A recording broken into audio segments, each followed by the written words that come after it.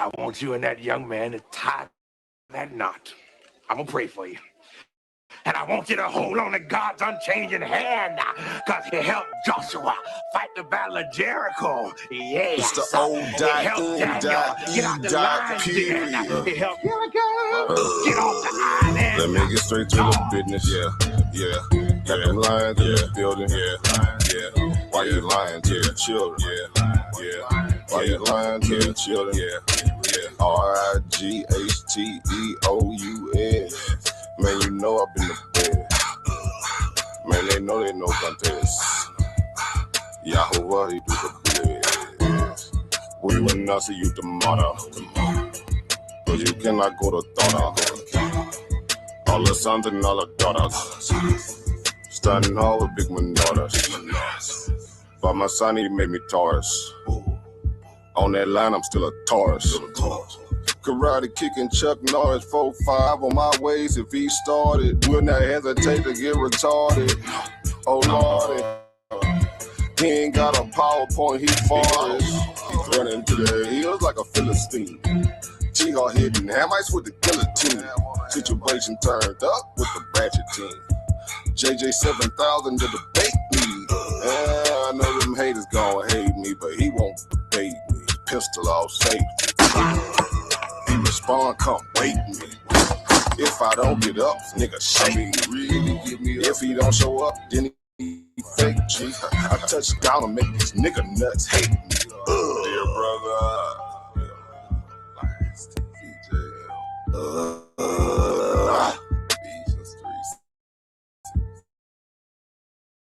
Balling and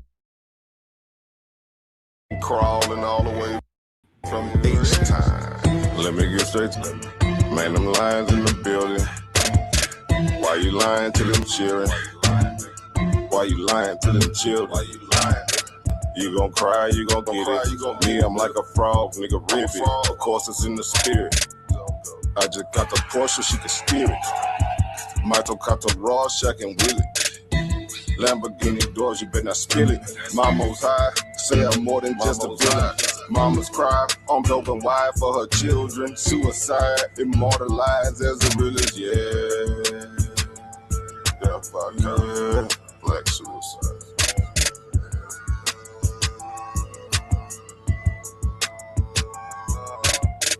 Let me get straight to the business. Got them lions in the building. Why you lying to them children? Yeah. Why you lying to them children? Yeah. RIGHTEOUS. Man, you know I've been there. Yeah. Man, they know contest. Yeah. Yahuwah, he get yeah. Wow, what's that? Why didn't they take it over? Number one debate league, you heard me? When it's up, it's stuck. Yeah. Lions. Yeah. Morning, y'all. Yeah, man. Peace and blessings, man. Hold on, let me stop the video real quick. All right, hold on.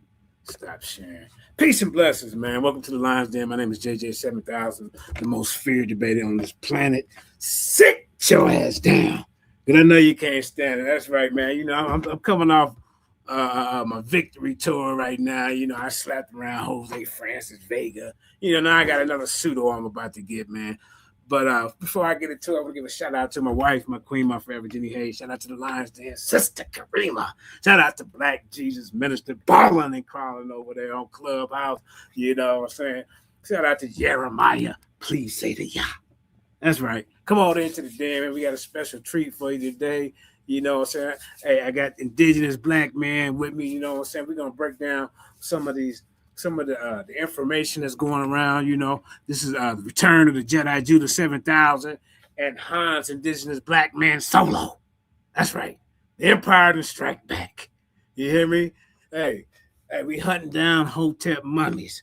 You know what I'm saying? So I'm going to let Indigenous introduce himself, man. Then we're going to get into the meat and potatoes. Go ahead, man. Yes, sir. Peace and love, everybody. Peace and love, everybody in the chat. Peace and love, JJ. You know, I think I wanted to change my name.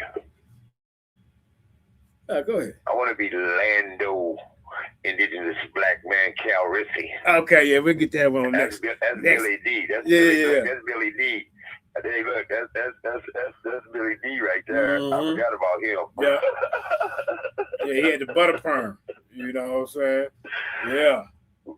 But yeah, man, you know, like I said, like JJ said, we about to beat them up and break stuff down for you, you know, put it in layman's terms, because these guys over there, they just trying to sound smart and use big words, and half of them don't even know what they're talking about, and they just started into the conversation yesterday, so you know, they shouldn't even be involved in the conversation, but they're there, you know, and they being put there for a reason. They planted there. I call it planted. They planting them.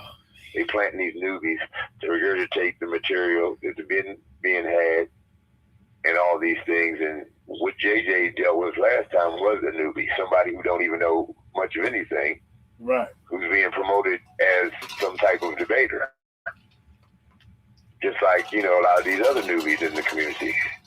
You see what I'm saying? So, and I don't know why they're being pushed to the forefront and acting like they have some scholarship over what, you know, we've put out here. Well, we need punching bags, man. You know, that's what they have. You know, you gotta have punching bags, keep us, you know, sharp, man.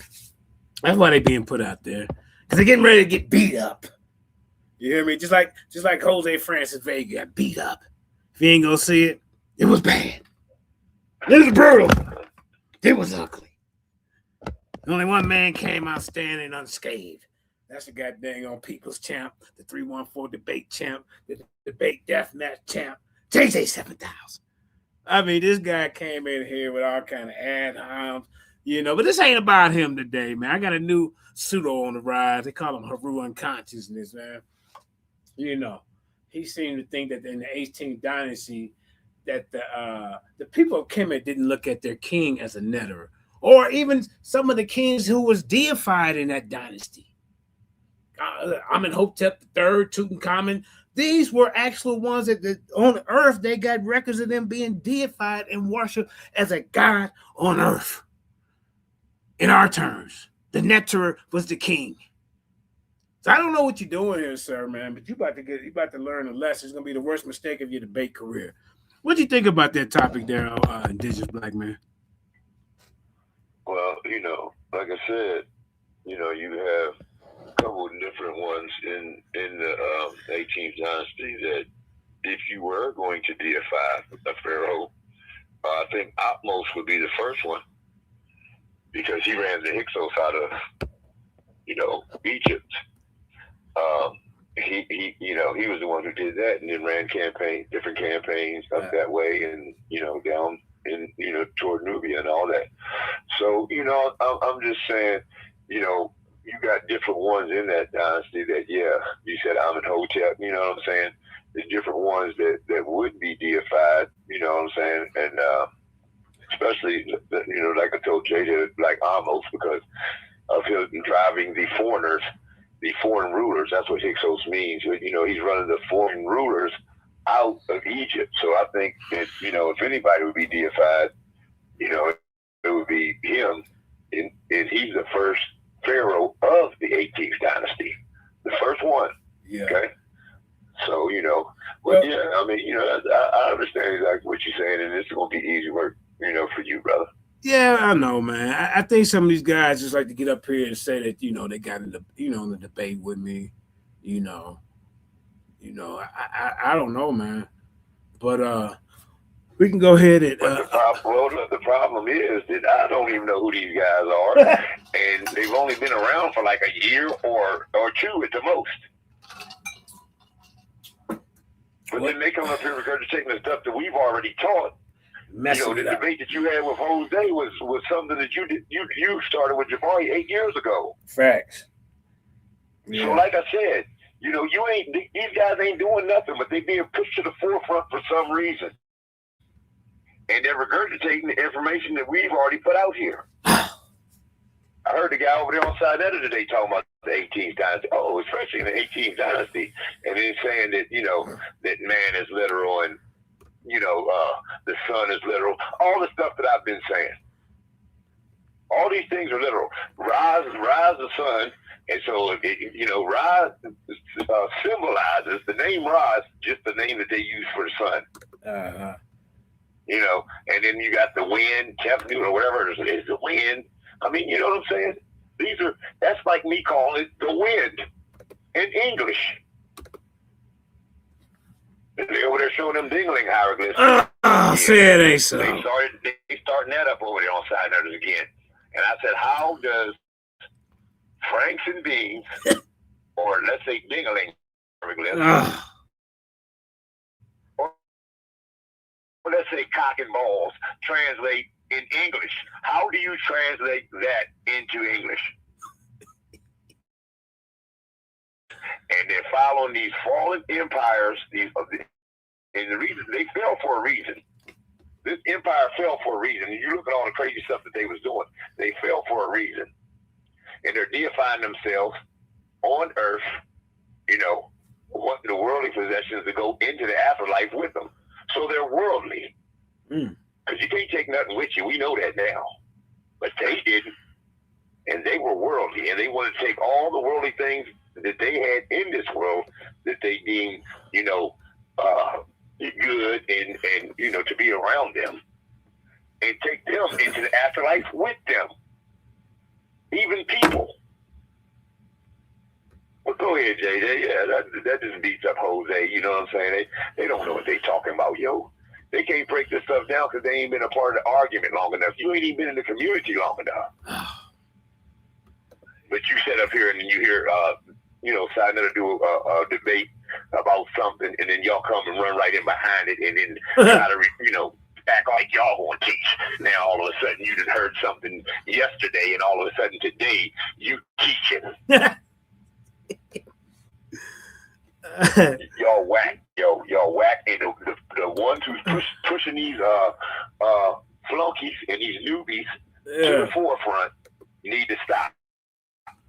Period. Yeah. Hey, shout out to Elder Quinah in the building. Victor's Emerson's World in the building. Peace and blessings, man. What's up, Quinah? What's up, Vicar? What's going on, y'all? What's up? Peace and love, y'all. Yeah.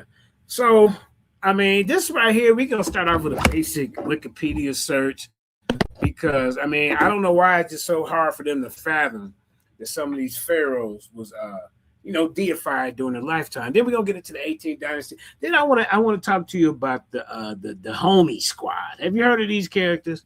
The main leader is Seven Asar. This guy, he calls himself Saba Rakufu, and some other guy. They just jumping out the woodworks, man. And then, so we're going to peek in on these guys messing it up. And then I'm going to get into my, for those who didn't see it, my preliminary that I had yesterday. Basically, he just got destroyed in the preliminary. And then the crazy part about some of the sources that he was mentioning, that he said he's going to bring in, I'm like, bro, I know them people you're talking about, and none of them helps your case. Then you coming up here with some goddamn on Victorian Eurocentric type of what do you call that? Somebody yeah, there you go. I think somebody just there go Elder Quinah. Hold on, let me add him to the stage. Hold on for a minute, Indigenous. Yeah, I gotta let the elder on. Yeah, ideology. He using it from the sources he's using is from the European type of window. You know what I'm saying? What's going on, Elder Quinah? How you doing, brother? Hey, Most High bless both of you brothers. How y'all doing? Can y'all hear me? All right, man. Good, brother. Thank you, brother. Good. Brother. Yeah, we hear you. Hey, okay, I wanted to say this, man. I've been watching, man. I got to say, brother, it don't matter where you go, man. You just straight up. Thank you. You just straight up be kicking. You know what? Right. So I watched that last debate you had, brother, and I don't even know. In fact, I'm gonna blame you. Should be ashamed of yourself because you kicked that brother ass so bad. He had no business being in the ring with you. You should be ashamed of yourself for taking on that damn challenge. I'm kind of embarrassed by it, for real. I'm kind of embarrassed. I thought, we go back. You first started as a champion over. Oh man, hold on. Damn. If it hold, I gotta take this call. Hold 1 second. Okay, yeah. I'm gonna put you Then come back. All right. Yeah, man. Well, like I say, man, it's the it's the level of competition that's being put in front of me. And I mean, these, like you say, these new cats get in here, man, and they disrespectful. They want to lie on his source and don't think we smart enough to figure it out. And I just had to teach him a lesson, bro, because he was, regurgitating some old talking points that I've already dealt with before, man. Like, man, you ain't telling me nothing new, bro. None of that. So, yeah, it's just one of the things, man. Look, you gotta say this, JJ. I mean, it's good to be an inspiration, but you can, you know what I mean. You can give credit where credit is due. They don't want to give the credit, and they don't want to admit they was wrong, and that's a problem in this community. There's too many people who will not admit that they was wrong. The boy got whooped. He was wrong, but they can't. All right, have a good one now. Because, like I said, it's going to hurt that shrine.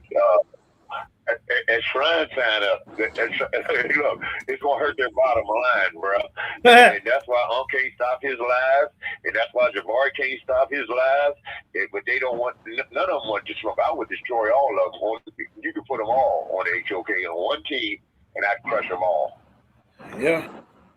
Elder Kanai, you there? Yes, sir. Yes, sir. I'm sorry to interrupt your show, man. I just want to get a few things off my chest. Like I said, I'm a little ashamed of you, brother. Yeah. You should have knew better when you jumped in the ring with that guy. The first 5 minutes, I said, man, what the hell is wrong with JJ debating this guy right here, man? You was embarrassed. But I will say this now, brother. I watched that preliminary between you and that brother yesterday.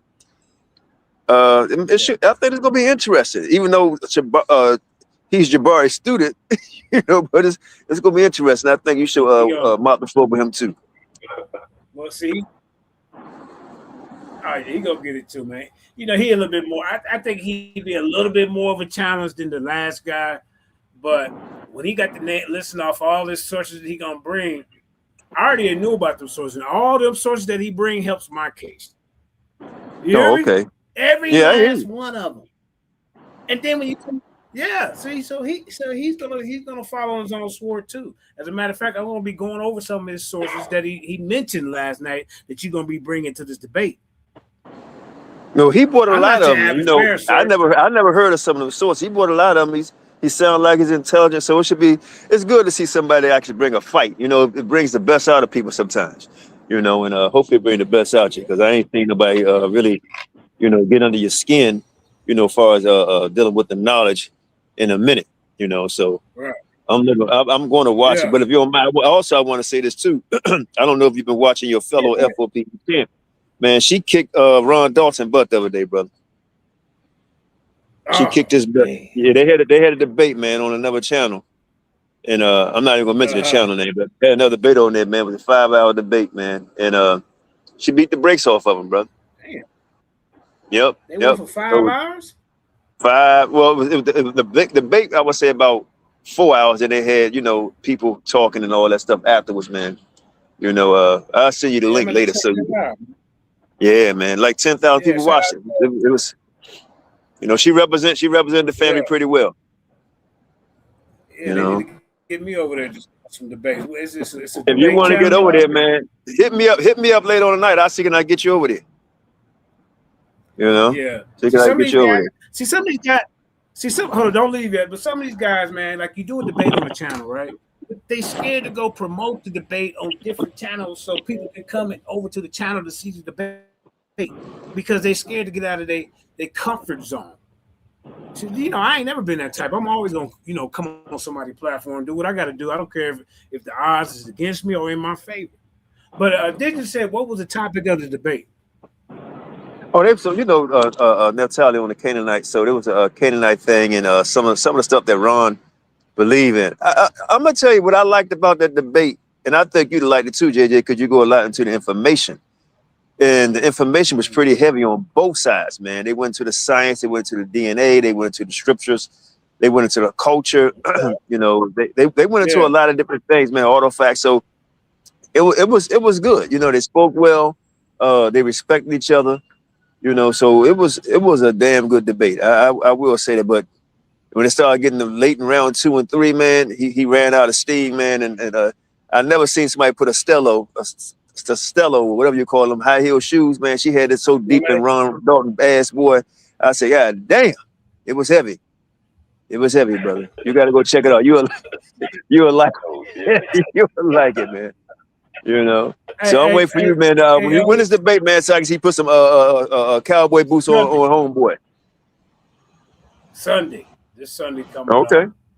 Lord willing, I'll be in the room. I'm definitely gonna watch it. Yeah.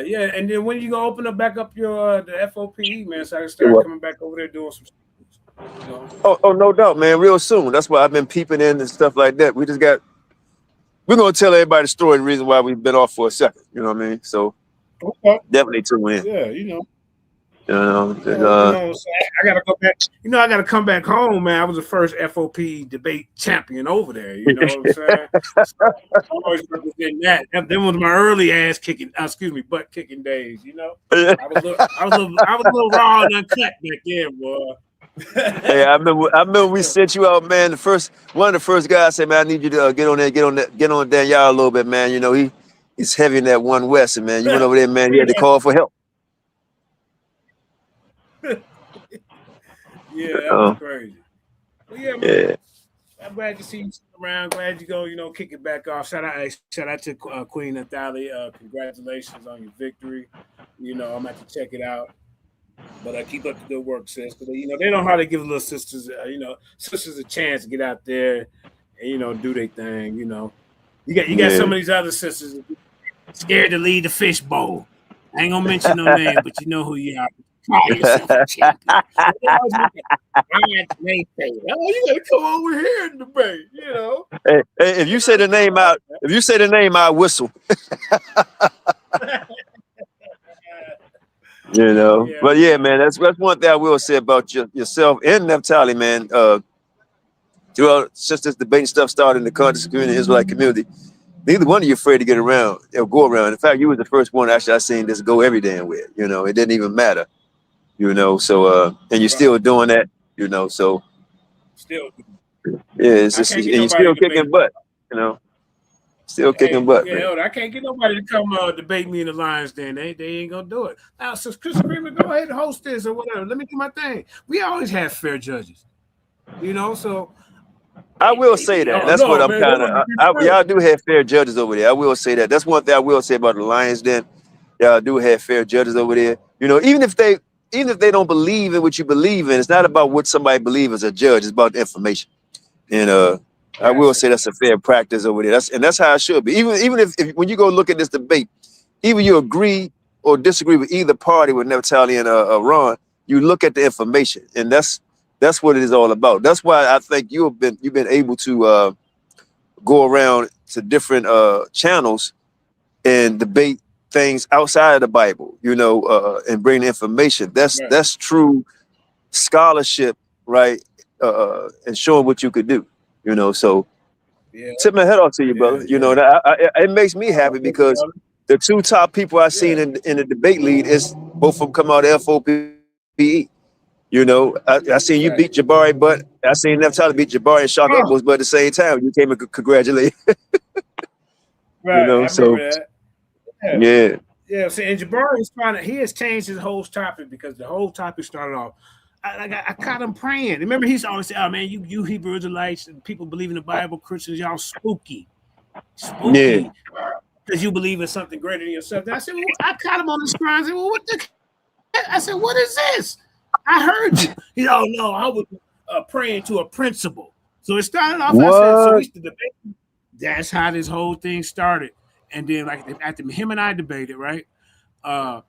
We supposed to take the debate on starting at the TV. We signed up to do it in front of a bigger audience, and he's been running ever since. So then I met Haecceity Ma'at, one of the Tahuti students. He came into the Lions Den because I was bringing him in on King Self. Because I was like, well, King Self, this brother right here is saying that these deities is real.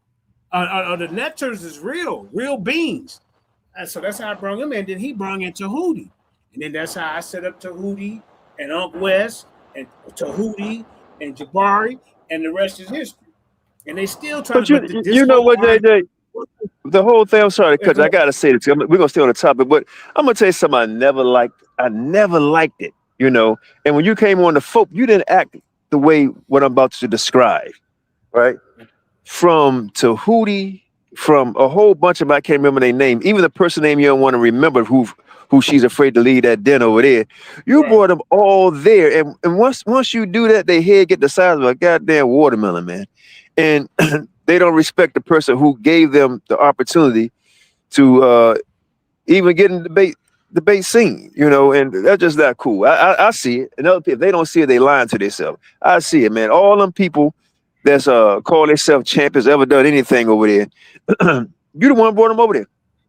It is as simple as that. You brought them over there because they come out of the Lions Den or wherever they may come from. You know, you got a lot of Facebook channels that you put up, and they come, and I call it clout chasing, you know, and they've been doing a lot of clout chasing, and a lot of times, man, you debate people, and I would just say this to you for a word of wisdom: don't let everybody, man, get a chance to get in the ring with you, because some people not deserving of it. Just because they yell loud and everything. That last debate you had, that was just, no disrespect to that brother.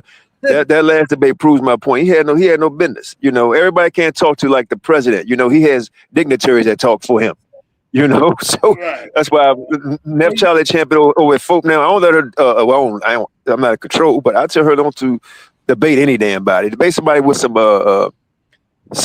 seniorship, man, who has a name and been out there doing something. You know, and Ron was that person, and you that guy, man. Don't just debate any damn body, brother. You just belittle yourself. I mean, I didn't ran out of people to debate. I didn't debated everybody, and then nobody else want to do rematch. Well, why don't you debate the AIJJ? Debate AIJJ 7000. Now that'd be a good debate. You know. I probably lose that one. AI is cold-blooded, man. They give you the sources, the reference, peer-reviewed articles. Man, the citations, the universities, the schools that teach the textbooks of what the topic is. Is it a dead argument? All that, man, can take you to the museum and you can get the cartouches and all that, bro. It's nothing but a search engine. That's it. Even when you type in Google, it's gonna come out with an AI summary. So I don't know what they're crying for. Well, AI right now. Well, here's it. To me, AI is better than any other sources because it's digging to the sources you're gonna be looking up anyway. It's just a quicker way to find it, and then once you get it, right, it's then how you put it. Then it's up to you to how you lay the foreplan, how you put it together to decide the outcome of it. You know, you're the one driving the car. That's right. Like in advertisement, they use AI to set up their PowerPoints and set up their marketing. AI is a powerful tool, man. Don't let these people say, oh, he using AI, so he cheating. It ain't really his. No, this is user-generated information, but it's non-verified, meaning I don't own the rights to the sources, and it's for copyright purposes, meaning you cannot misrepresent somebody's sources and claim it for yourself. That's it. No, JJ, if you're not inventing anything, then it's not yours. I would say like this.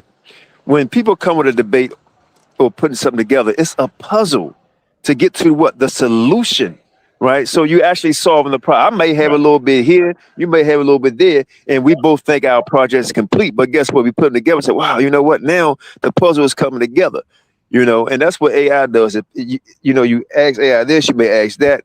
Instead of doing a lot of millions of books, it puts it together. Then it's up to you to dissect it and come out with the plan or the real truth of the matter. AI lied to you. I know. I got an argument with AI. You know, so you got to figure shit out. Before you get in front of the people, look for the peer review articles, look for the authors in the book, the page number, cross-reference your sources, all that. It ain't no different than me going to the library and they give me a book and then I read in there a footnote in there where you can find this in another book. So now I got to go, well, hey, librarian, can you show me where this book at? Okay, so then I guess she showed me where that book, right? Then I read that. Well, here go another source to lead up to that. Hey, librarian, can you show me where this at? It ain't no different than AI. So they might say, oh, we don't have that book. You got to go to this library and get it. Exactly. You know? So I don't. If that's somebody's argument, that's a weak ass argument. That's what they be trying to do. That's a weak argument. They must forget I was kicking butt before AI, and I had my notes and still had my sources and references. They must have forgot about Well, that. every time you done a debate, you will always show, look, I got this, and pull out the notebook. And I was like, damn, they gonna show every damn thing, but you ain't care. You know, you show everything, you know. I used to write it down, bro. I used to write it because my fear was that, man, what if the you know, you can't show your screen or whatever. Now what that's what happened to Chief X. It wasn't working.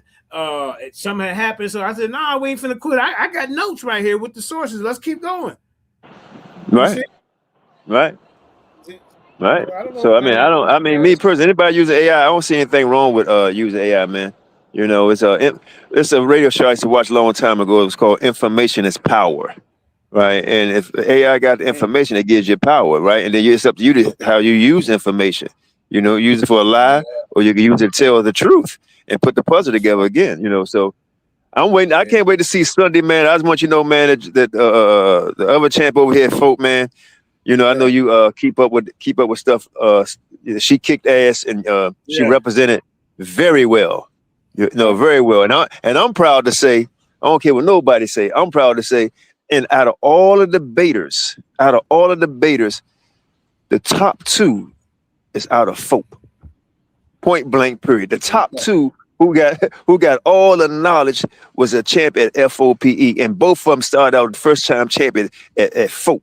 You know, so and what folk stand for our people edification, man. You know, and you're doing a great job, and keep up the work, man. And thanks, brother, your co-host, man. Both of y'all doing a great job. I've been peeping on y'all, man. You know, so y'all keep it up, man. Sorry to interrupt the show. I just had to come in and let you know that. Man. You know, and you know, at one point I was a triple crown holder. I had the FOP. Hey, just be Black Jesus became the HOK champ, and I'm the people's champ. Yeah, triple crown holder, you know, unheard of. You know what I'm saying? But yeah, man, let's get into this information, man. Most I bless you. I'm out. Like I said, let me. All right, family. Thank you. Yeah, let me make the screen small so we can get to the reading part. What's up, Yasha? I see Yasha in the building. Hey, if y'all don't know, Yasha is a movie star now. He's on Tubi. I forget the name of his show. Maybe he can come up here and promote it. But the brother is a hitman in one of the movies. You know, so I'm saying. I also seen Selah Shalom do some Tubi movies. So hey, man, hey, big ups to that, man. You know, but the brother Real Talk says HOK is demonic government implants. Oh man, Jay Snake is in the building. Jay Snake said I crashed out at the end of the show yesterday, but Jay Snake, you gotta understand this, man.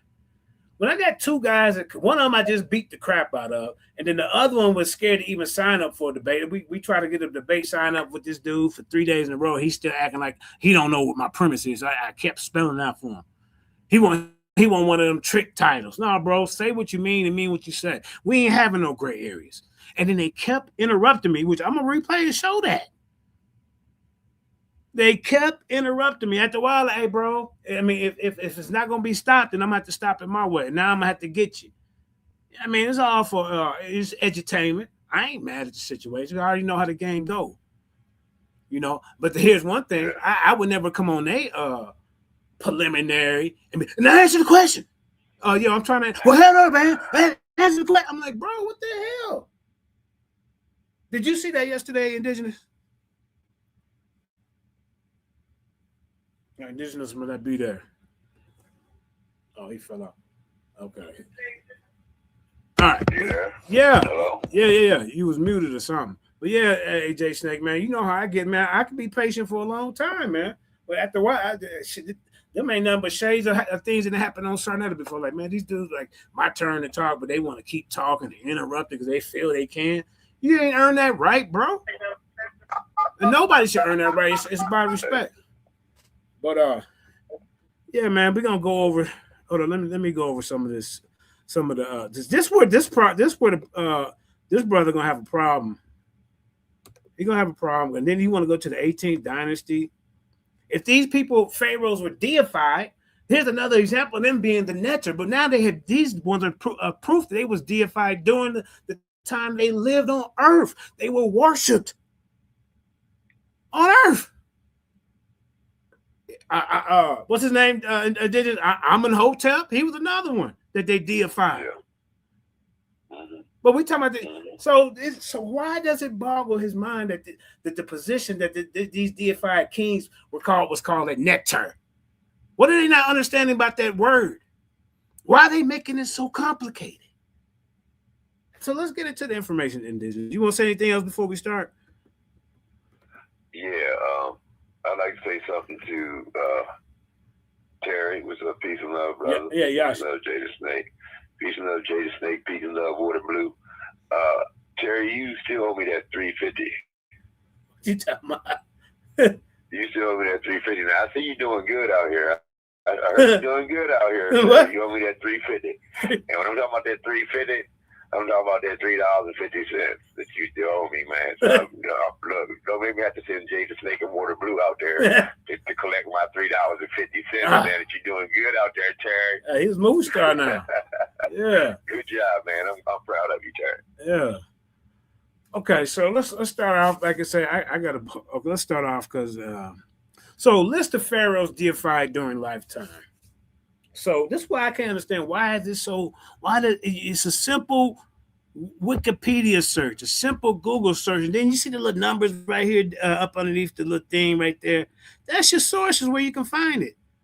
The problem I have with some of these guys that I'm debating is they don't respect the scholarship, because you can show them a source, show them a peer review article, you can show them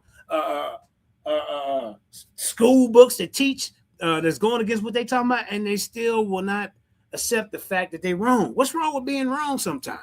It happens. It's life. So in ancient Egypt religion, it was standard for pharaohs to be worshipped post-Mosesly as transfigured beings. Remember, beings. Why do y'all have a problem with the word beings, that the nectar can't be a real literal being, whether he's a human being or whether it's the being that they talking about, that transfigured, whether this human being is now transfigured into this is their dogma. This is what they believe. You cannot finna get up here and change it because you got a new age cult going on. If you're gonna be teaching about these people, teach how they really live. During the pharaoh's lifetime, they were generally recognized as having divine properties in accordance with imperial code government. However, it was exceedingly rare for a pharaoh to have a cultic devotion of worship during the pharaoh's lifetime. So these followers regarded the pharaoh's divine status as equivalent to the true deity. Come on, this is a basic Wikipedia search. And you can show this to some of these people and some of the people that be in the audience trying to judge the debate, but they're not even trying to listen to it because a lot of it is fanfare, or a lot of it because I don't like him. So they're gonna tune out the information because they have certain biases. What you think about that so far, Indigenous? Man, it is right here. That's what I'm saying. This is just an old debate. JJ beat this up. You know what I'm saying? And we talking about deified pharaohs. It's like I said. I mean, if you ask me around the time Hotep III, I believe that he evicted a lot of You heard of the Exodus, haven't you? With Moses. I attribute that time with him. So if he's kicking out a whole bunch of the slaves, you know what I'm saying, and then before that with Amos, who's kicking out a whole bunch of the Hyksos. These are two of the pharaohs right here that probably would be quick to be deified. You know what I'm saying? But these are the different pharaohs of this dynasty, and like you said, JJ, these guys don't know. They don't know the timeline. They don't know what they're talking about. They don't know the Bible. They're just trying to be seen. Yeah. And regurgitating Jabari's talking points. Yeah. And trying to get their attention. I'm telling you, they're clout chasers. Like when I said, like I've been saying, man fans, cheerleaders, all that. Booty popping for another man's platform and believing everything that comes out of his mouth. You don't even do your own due diligence and go research it. You just run behind what somebody else says and then take up their argument. Right. Just like does with Darwin. Yeah. Now you said evolution. Now you said almost will be he's the first one to start the 18th dynasty, right? He's the first 18th dynasty pharaoh, the first one. But Kamos's brother was the last. He's the 17th dynasty pharaoh. He died fighting the Hyksos, right? And then his brother Amos comes along later, and he runs him out of Egypt. You see what I'm saying? Right. He runs the Hyksos completely out of Egypt. And I guarantee you, they got Neter Nefer right by Amos' name. Every pharaoh in there got that on there. You know what I'm saying? Yeah. So I don't understand what is such the mystery of the word netter. Are the netters literal? Are the netters real? Are the netters beings? Yes, they are beings. Yes, they are literal human beings. Yes, they are real, literal human beings. Tell them what the title is, JJ. Tell them what the title is. What, of this show here? No, of your debate. Oh yeah. How did he put it? Are the 18th are any of the 18th dynasty pharaohs literal netters? No, do they believe? You said, do they believe? Did they believe that it says, do they believe? And that's a part of the title. Do they believe? Oh, okay. That, yeah. Remember that. So he's asking, do these people believe that these pharaohs were deified? That's what the title is basically saying. Well, I don't know what he's talking about, man. He's going off some different.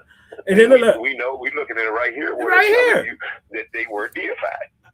Look, Pharaoh Amenhotep III is the exception. Okay, let me finish reading it. I'm gonna show you. Then we're gonna get into pharaohs deified in their lifetime. You know that they really got the real proof of.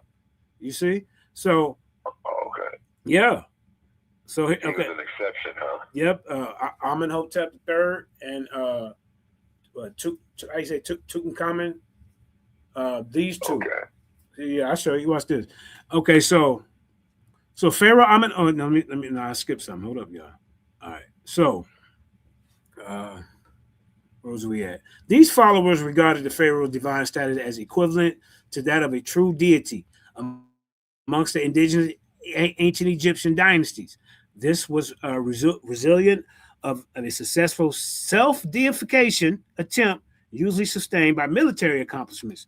Pharaoh Amenhotep, come on, man. Pharaoh Amenhotep III is the exception to this military substantiation custom, as his deification was sustained via political leadership.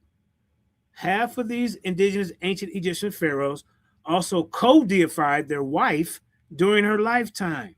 However, this spousal co-deification was normalized in the Potomac dynasties. But here you go, right here. Look. Could you do me a favor? Could you do me? No, that's 300. That's after Alexander. Alexander went and conquered Egypt in like 336 BCE, and then he died like 6 years later. So then that's when Ptolemy took over. But could you do me a favor, JJ, and just scroll back up a little bit and hit on Amenhotep III? Yeah. It's in blue, so it'll go right to that page, and then you can just hit back and then go back. That's all you got to do. But just tap on that. Okay, now it says also known as Amenhotep the Magnificent. All right, and then and Hellenized as so that's the Greeks giving him that name. Go down and look at see where it says reign right up under his picture. Look at those. Look at all of that. And it's 391 BC. Okay. Yeah. And then his predecessor was Thutmose IV. That's his dad. His successor was Akhenaten. That's his son, I guess. That's his successor, the one who took over the throne after he left. Right. So you can see right here the list. Here's the list of the different ones in his lineage right here. So when you're using this, you can just go to the lineage and all that, and then you can go down to Thutmose, you got Amenhotep, you got Nepta, you got all these different children of his right here, his father, his mother, when he died, I was looking. Okay, it's the 18th dynasty. Yep, he's 18th dynasty. So like I said, that's right on point. Seeing that shows you that the JJ's right on the right timeline. Yeah. In the 18th dynasty. Yeah, talking about. You know what I'm saying right here, and this just gives you his bloodline and all that. All these things that you can look up and even see if any of these guys was deified, any of his kids, his father, it's right here, his mother, any of them. You can tap on them, and they'll tell you know what I'm saying. It's right here telling you the two main ones they really got proof of: Amenhotep III and Tutankhamun. How you pronounce his name? Okay. There, this debate's over, bro. No, go to the king is the netter. Go back to your source. And now you have back to your source now. Yeah. Okay, yeah. Okay, let me see. Go back. Let's see. Okay, yeah. So look, I mean, this debate's over, man. It's another waste of goddamn time. Well, it ain't a waste. I want to teach the information anyway. So, Pharaoh. It says he was the ninth pharaoh of the 18th dynasty. He's the ninth one. I don't give a damn if he. To be honest, I could take you all back to the first goddamn dynasty and show you that these kings were deified. You've seen the retainer sacrifice. Y'all just seen that debate. But he particularly wants to go to this 18th dynasty because I don't know why. But he just killed himself when you got two of the ones that's on record that's saying some of them self-deified themselves. Look at this, man. Amenhotep III is an exception to this military substantiation custom, right? Half of the indigenous ancient Egyptian pharaohs also co-deified their wife during her lifetime. However, this spousal co-deification was normalized in the Ptolemy dynasty. Now let's keep going. Pharaohs, now here it is. Pharaohs deified during their lifetime. Here it is, y'all. A few pharaohs have been confirmed to have been honored with cultic worship as deities during their lifetime. You got the Ptolemy pharaohs who were deified during their lifetime, although the theological context is different from the pharaonic area deifications. In pharaonic Egypt, for a pharaoh to have a cultic devotion during their lifetime was a form of earned exaltation of status. Did somebody just come on the panel? Yeah. Did somebody just come on the panel? Oh, but hold up. Damn, now I gotta make it smaller. Shit. Okay, hold up. Let me see. Did somebody just pop up? I thought I heard the. Okay, maybe not. Oh yeah. Somebody just come up here. Wow. I mean, come on, bro. This guy here. Is this oh, I thought it was somebody else. Go ahead, brother. Introduce yourself. Peace. This is U.S. Freedmanism, and I'll be brief. I know that you call yourself a Hebrew Israelite. My question is, why don't you have any Hebrew DNA? Brother, I don't know where you've been in the last 2 years, brother. I'm a free thinker and a truth seeker now. I don't label myself as no FBA, no BBC, no goddamn African American, none of that. Do you hear me, sir? And so you in the wrong time frame. You in the wrong dynasty. This is a new JJ dynasty, bro. So I'm glad that you realized you wasn't Hebrew. Bro. I'm glad you realized that. Yeah. I respect you for waking now, up. Let me ask you a question. Yes. Okay, but now you say you with the FBA, right? I'm a U.S. freedman. Black American. I'm a U.S. freedman. And what's the difference between the FBA a U.S. and U.S. freedman, if you don't mind me asking? Yes, a U.S. freedman is a descendant of U.S. chattel slaves. Okay. So wait a minute. The chattel slaves, the freedmen were the free blacks in America. Exactly. They were not. The slaves were not freedmen. You're not a descendant of the freedmen. The freedmen are the free blacks of America. Actually, you're wrong. Just look at this flag right here. Are you able to see this flag? I mean, are you able to see the flag? Y'all talking at the same time. If you're FBA. No, I never said anything about FBA. At slavery. If you're free, yeah, I never said I'm FBA. You are not getting because your people weren't slaves; they was freedmen. Okay, hold up, Indigenous, because I never had one of these guys come on to the panel. Yeah, so he's actually confused. Get back to the top. He's actually confused. Go ahead, bro. Yeah, brother. To the brother that was speaking, to be honest, you can unconfuse yourself by literally just read the date on this flag on my avatar right here. Are you able to see this date? Yeah, 1865, June June 19th. June 19th, 1865. That's when the slaves became free. Checkmate.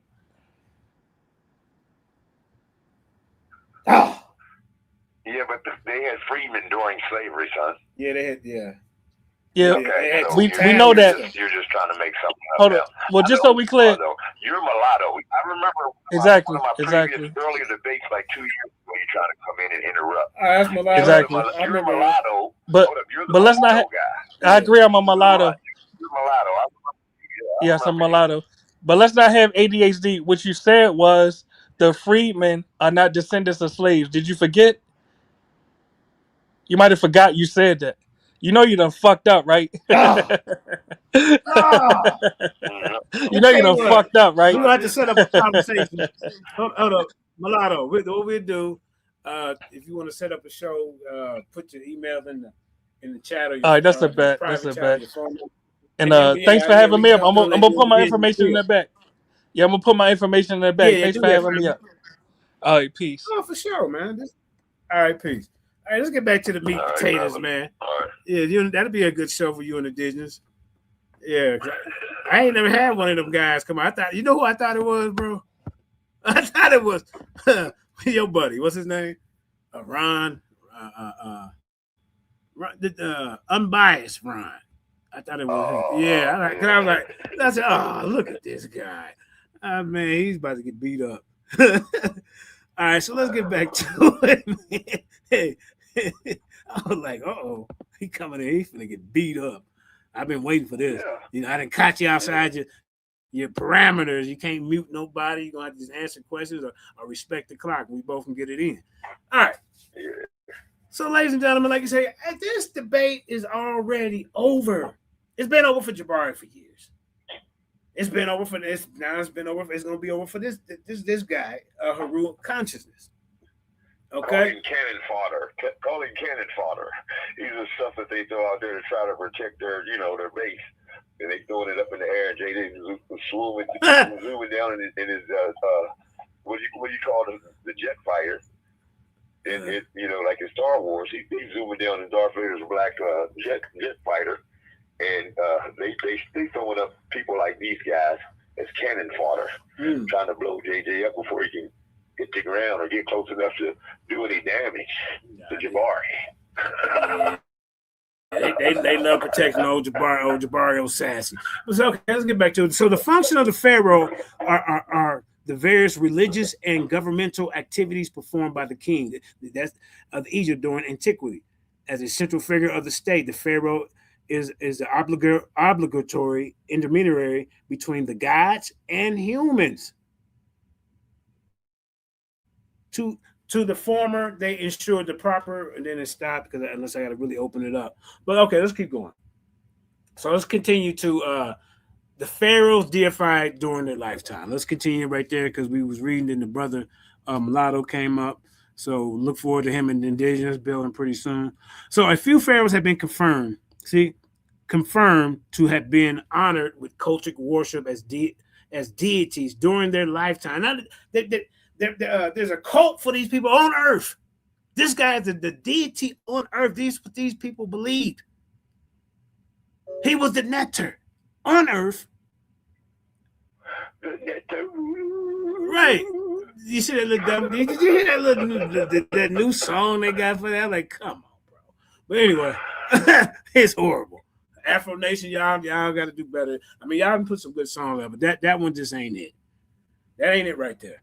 So let's keep going. So in pharaonic Egypt, for the pharaoh to have a cultic devotion during their lifetime was a form of earned exaltation of status. These cults differed in nature from cults of personality and political cults, in that they were strictly mediocratic.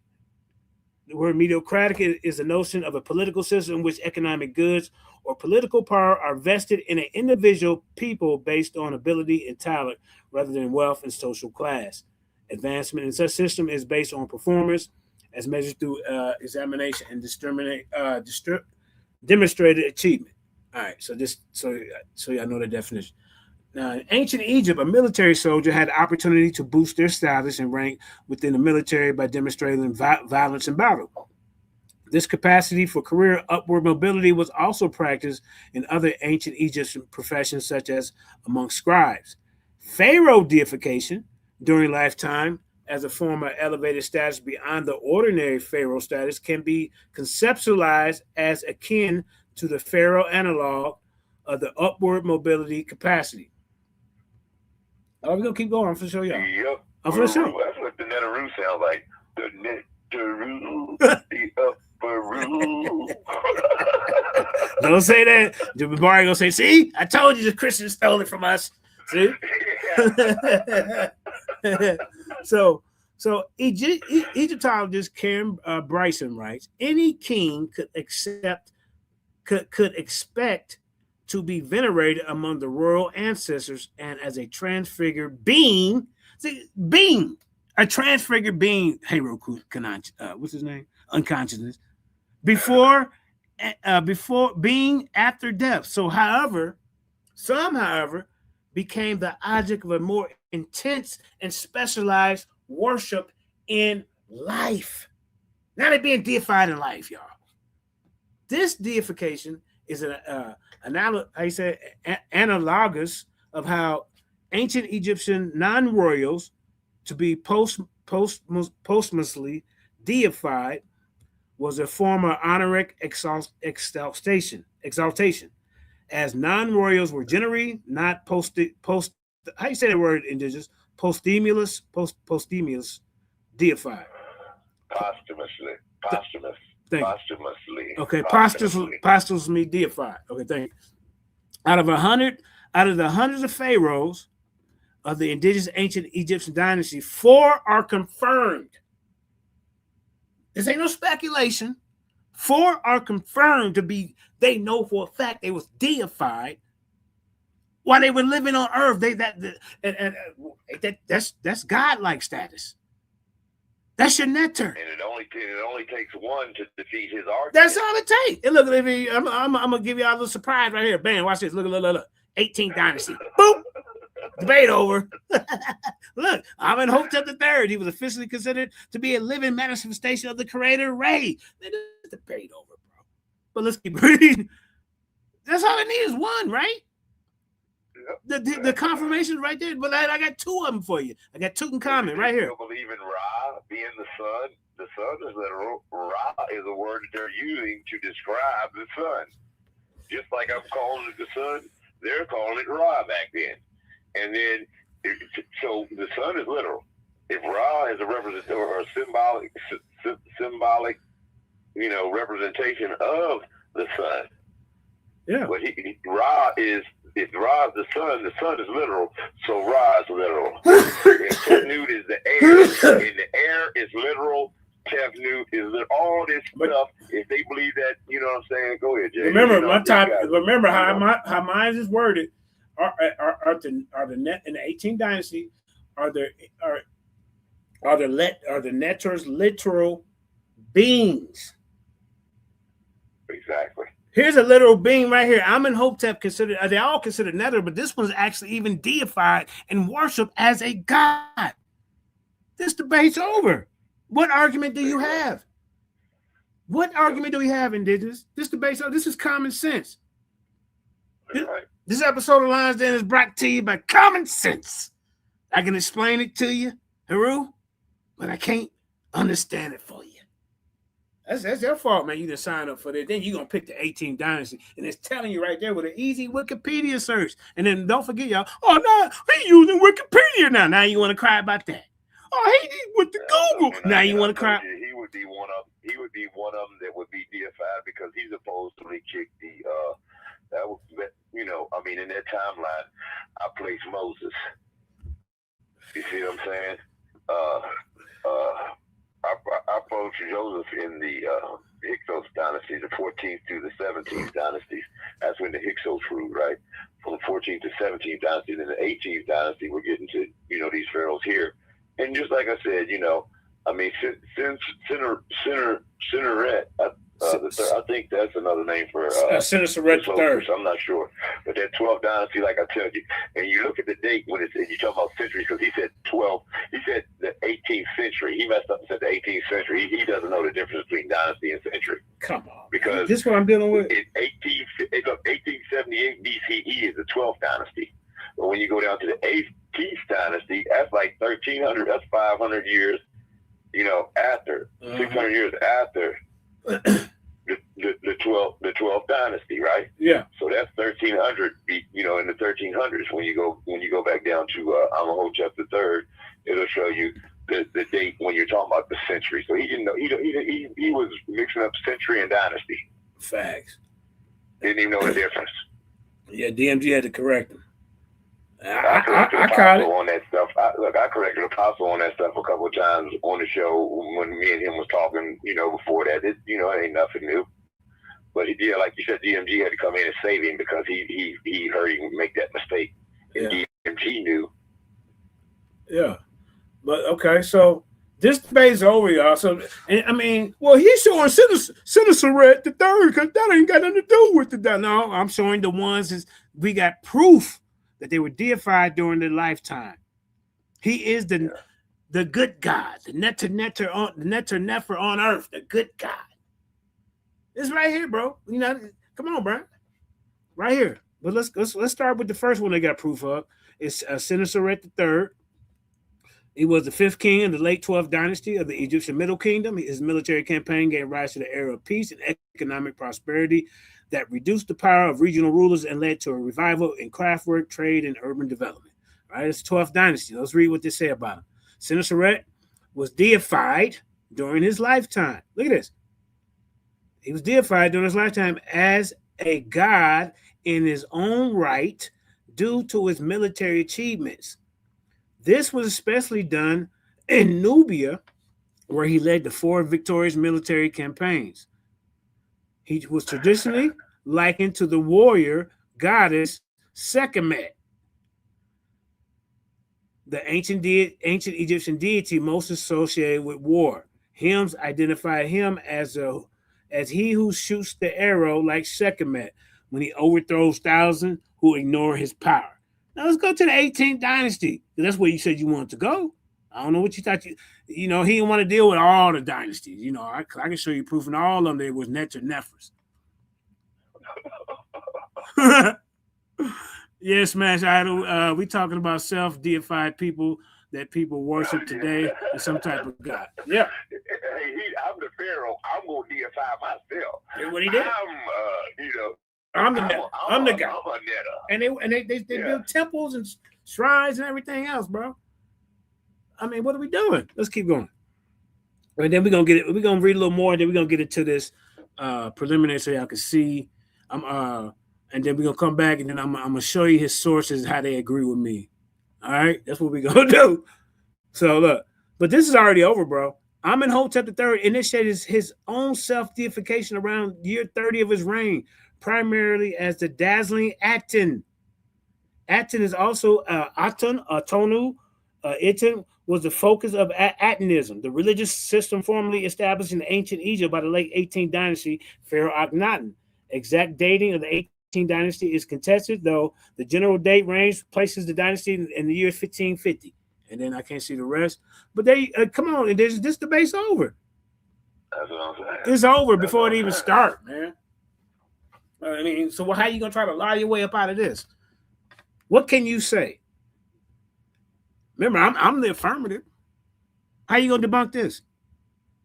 Oh, well, it don't really mean his reign primarily as the dazzling Aten. Yeah, Aten. He's Aten. He's Aten.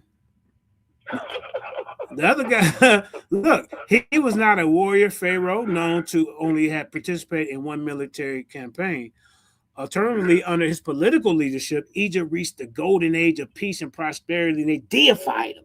Egyptologist Raymond Johnson writes that during Amenhotep III's last decade, he was officially considered to be a living manifestation of the creator, God Ra. There it is. Ra is the ancient Egyptian deity of the sun by the 5th dynasty. In the 25th and 24th centuries BC, Ra had become one of the most important gods in Egyptian religion, identified primarily with the noonday sun. Ra ruled parts of the created. And what did I say? The sun is literal. The sun is a literal thing. Okay? The sun existed, you know, and this is just a word that they're using, you know, to the symbolic of the sun, using a name for it and placing a deity on it. So is he a literal? So is Amenhotep a literal? But the same, I'm saying, but the people do the same thing. They'll turn around because they're pharaohs. They got all the power. Mm-hmm. There's nothing above them, so they can say whatever they want. Right. And they can do whatever they want, and you better follow. So let me ask you this. You know what I'm saying? Is Amenhotep a being? Is he a human being? Or is he a transfigured? He's a human being, a literal being. That's right. This Neter was a literal being. Just like all of them, human being. Human being. Right. Yeah. Being, human being, whatever you want to call it. Transfigured, didn't they transfigure being in their duat? But these people believe that this was real. This was part of their dogma.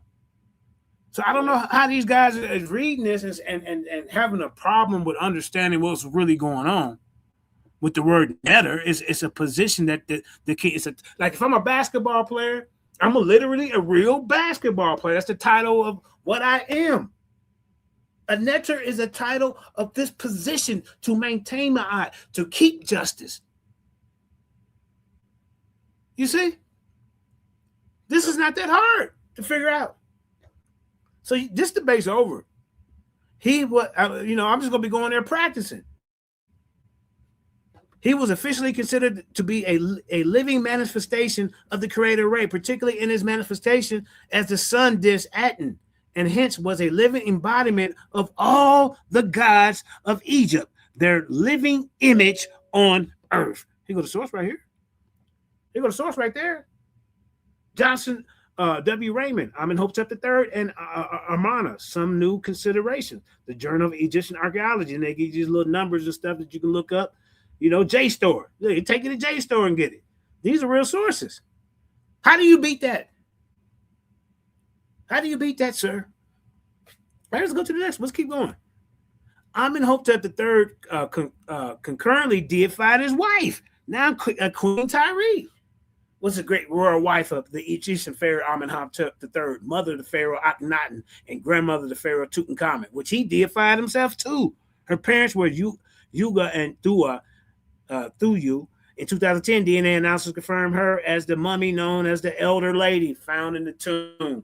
I mean, come on, bro. You don't get in front of me with this nonsense. So look, Queen Tyree, who was associated with the goddess Hathor. Hathor was a major goddess in ancient Egypt religion who played the wide variety of roles as a sky deity. She was a mother of consort of the sky god Horus and the sun god Ra, both of whom were considered with kingship.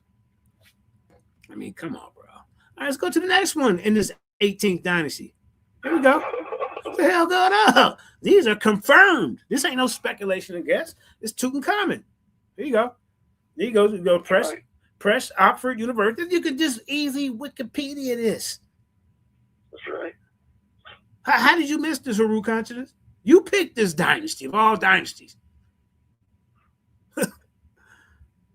You know you couldn't deal with the first dynasty, so you had to go. Let me pick.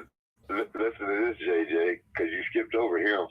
Listen, the 18th dynasty of Egypt included several pharaohs who were deified. I'm just going to read this first one because I'm going to let you go into the other. Yeah, go ahead. But the first one was such as Atmos I. Mm-hmm. Ain't that what I said? The first pharaoh of the 18th dynasty, bro. Mm-hmm. First pharaoh who expelled the Hyksos and was venerated after his death. And Haecceity. He was a being. He was a human being. Then he turned into a transfigured being. This netter, his position was a netter, because that's what they called. That's what they called the kings. Netter. This netter is a literal being, whether he's a human being or transfigured being.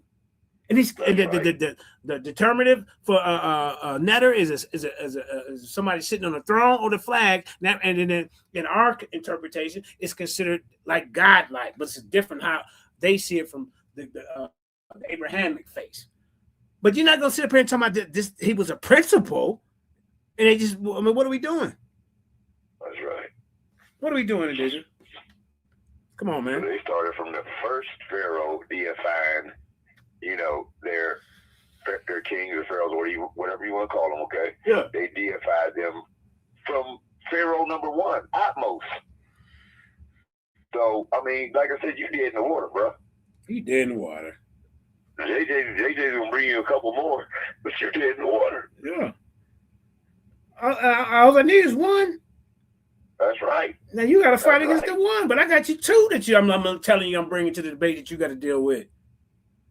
Huh? Yeah. And if you start off with the first pharaoh of the 18th dynasty, I don't know why you went to the 18th dynasty. I don't that know. was your fault because Atmos is venerated. So the first 18th dynasty pharaoh, That's crazy. I mean, that means a lot. The first one of the 18th dynasty is venerated, and you sitting here being venerated to a deity, and you sitting here trying to say that they didn't believe this. Okay, They better believe it. Look, even if they didn't believe it, they better act like they did. You better get down and lay down. That's right. You better act like you did. Right. You're lucky they wasn't like some of them first dynasty pharaohs. When hey, when I died, you going with me. That's right. They were deified. They were the Neter Nefer, the good God. These beings, this human being, was a literal living, breathing person. And then they figured as a being in their afterlife. What are we doing? Why is it so hard to figure out? Some of them were venerated before they died. That's the two I'm telling you about. I would even go as far to say some of them was venerated before birth. You understand? They're venerating their children into, these deities and giving them names because they're going to be pharaohs next and all this stuff. I would, like I said, they could do all that because they control the narrative. So you better, like JJ said, you better get down or lay down. Yep. Now look, because it ain't no in between with these guys. Right. There's no government, protecting the citizens back there. So I just showed them 3, right? We just showed them 3 in this 18th dynasty. We showed them Amenhotep and his wife, and then we just showed them Tutankhamun, their grandson. So it says, look. So I mean, what are you doing? Tutankhamun deified himself during his lifetime as the incarnation. Literally means embodied in flesh or taking on flesh. It is a conception of the embodiment of a deity in some earthly form or anthropomorphic form of a god. It is used to mean a god, deity, or divine being, you in some trouble, in human or animal form on earth. The proper noun incarnation refers to union. I mean, bro, I don't. You sound pretty cocky, and you picked this dynasty. Ain't that crazy? Let's keep going. Yeah. We didn't show you 3 in this dynasty, and then they even got almost all of them probably were deified. But here's the 3 that they got the most, I guess, evidence for, or just the ones they picked. But you pick one. Pick one. Come on, bro. Tutankhamun, deified himself during a lifetime, an incarnation of the god Amun. Amun is a major Egyptian deity who appears as a member of the Hermopolitan Akhdar. Amun was attested from the Old Kingdom, together with his wife Amenet. His oracle is Siwa Oasis. That Oasis? Oasis. Okay, yeah. Located in the western Egypt near the Libyan desert. I don't say Libyan around, god dang. Oh, Silk. he loved Libya. Shout out to Silk. Okay, so there you go, man. Look, so military performance contribute to the substantiation of the deification. Substantiation. Say okay, yeah. Substantiation of the deification. Egyptologist Colin Manasseh and John Darno writes Tutankhamun, military robustness in Nubia. All right. We got more on him. Hold up. A very few but far-ranging and even unique monuments of his reign suggest that the adorations of the deified Tutankhamun was well deserved, since he showed particular vigor in the deserts east and west of the Nubian Nile Valley. Come on, bro. Also, here's the stela of look, stela of who? And what does this stela say? Equates Tutankhamun's. Look at this. Look at this. How you gonna beat this, sir? This equates Tutankhamun's divinity to that of the god Amen. Bro, you in some trouble. Did I say that yesterday? Yeah. I say that yesterday? I said there's steles and hieroglyphs that say the same thing. Yeah. Look at all that. you gotta do is look them up too. And just like JJ saying, man, this stuff is easy work. You're jumping into JJ's lane because, like I said, he's the one that started this argument off. But you see it over there on side net, what, 2 weeks ago maybe, and then all of a sudden you want to have the argument about it. Brand new into the community, year and a half, at the most 2 years. 2 years, and all of a sudden you just running in behind debates that's being had over there on side net of TV. You want to debate that. And DMD's gonna let you because he's doing a good job. He's promoting like he's supposed to, and that's what I'm saying. I'm not, because he's getting his money. You know what I'm saying? But I'm talking about the guys who come along brand new, trying to argue the old arguments or regurgitate old information. That's all you guys are. Yep. Look at this. Also, the stela, like I said, who equates Tutankhamun's divinity to that of the god Amen, deified on earth. Man, bro. And then if we go to the 19th dynasty, we can go to the 19th dynasty. Look at this. But you want to stick in the 18th? Okay, I don't know whatever. It don't matter what dynasty in. This happened. Yeah. There's proof all through it, bro. So I don't know what we're doing here. The Ramesses II deified himself during his lifetime as the god Amen, the same one we just talked about, his favorite god, while retaining his own personal identity primarily for military campaigns and diplomatic successes. For example, the Stele Ashaka 505 describes how Ramesses II's status in the army was divine. Ramesses II is concurrently deified his wife. Now there goes enough. They doing this. Nefertiti was deified with the Egyptian queen and the first of the great royal wives of Ramses the Great. She was the one best known Egyptian queen among the women as Cleopatra, Nefertiti, and Hatshepsut, and one of the most prominent Egyptian royal consorts. She was highly, regarded, favorite, whatever. I would have to push this button and really get into it. But y'all see this, man. Look at the question. They show your wives, come on, bro. So I wanted to show y'all that. And, we ain't got to go into the Ptolemy dynasty. Could you go back to the 18th dynasty real quick? I want to see how long it lasted. I want to see how long the 18th dynasty lasted. Okay. It don't say.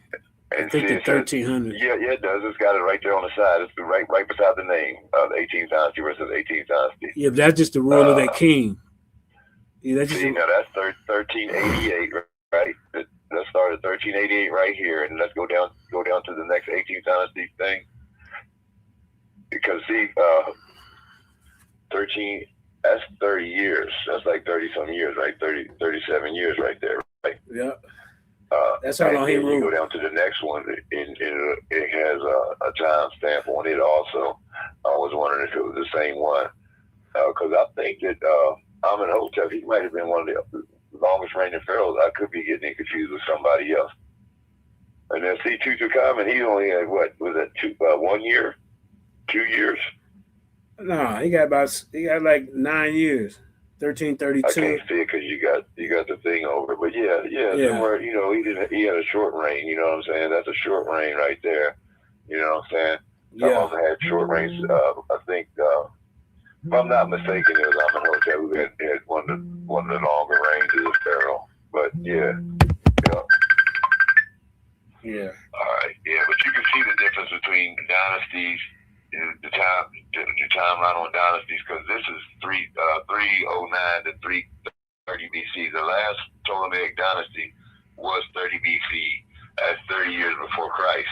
It doesn't mean that means before Common Era. BCE means before Common Era, but it's 30 years before Christ existed.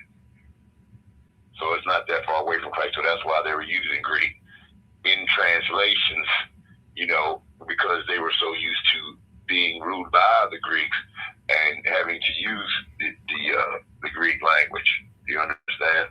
And that time, that 300 years there, you know. So you know what I'm saying? And that's the, you know, and that's the last dynasties right there, right? So then we get into Rome. Come around into Rome, and they start doing the same thing. They deify themselves.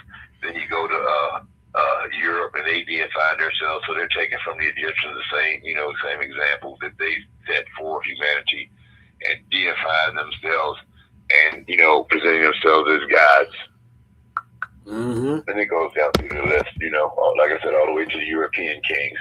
They even deified themselves. Yeah, so, right here. Yeah. It ain't nothing. It ain't nothing new. It ain't nothing old. I mean, it's something old, way old. You know, like the first dynasties of Egypt. Yeah. You know, we talking about, and then when we talking about these people deifying themselves, they did it from the first dynasty. So if they're doing it from the first dynasty, but you're saying they're not doing it, you know what I'm saying? You don't know what you're talking about. You don't know. If the first pharaoh is deified in the 18th dynasty, you don't know what you're talking about.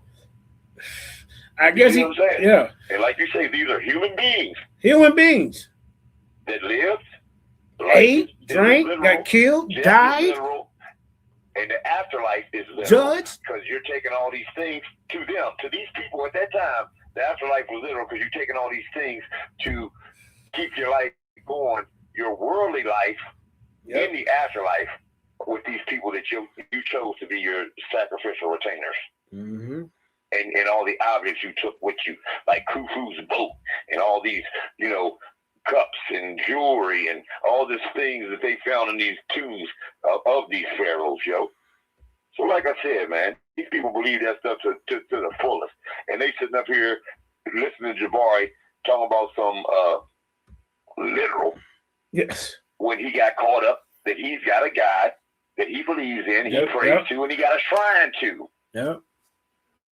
See what I'm saying? But they sit over there and make fun of Christianity.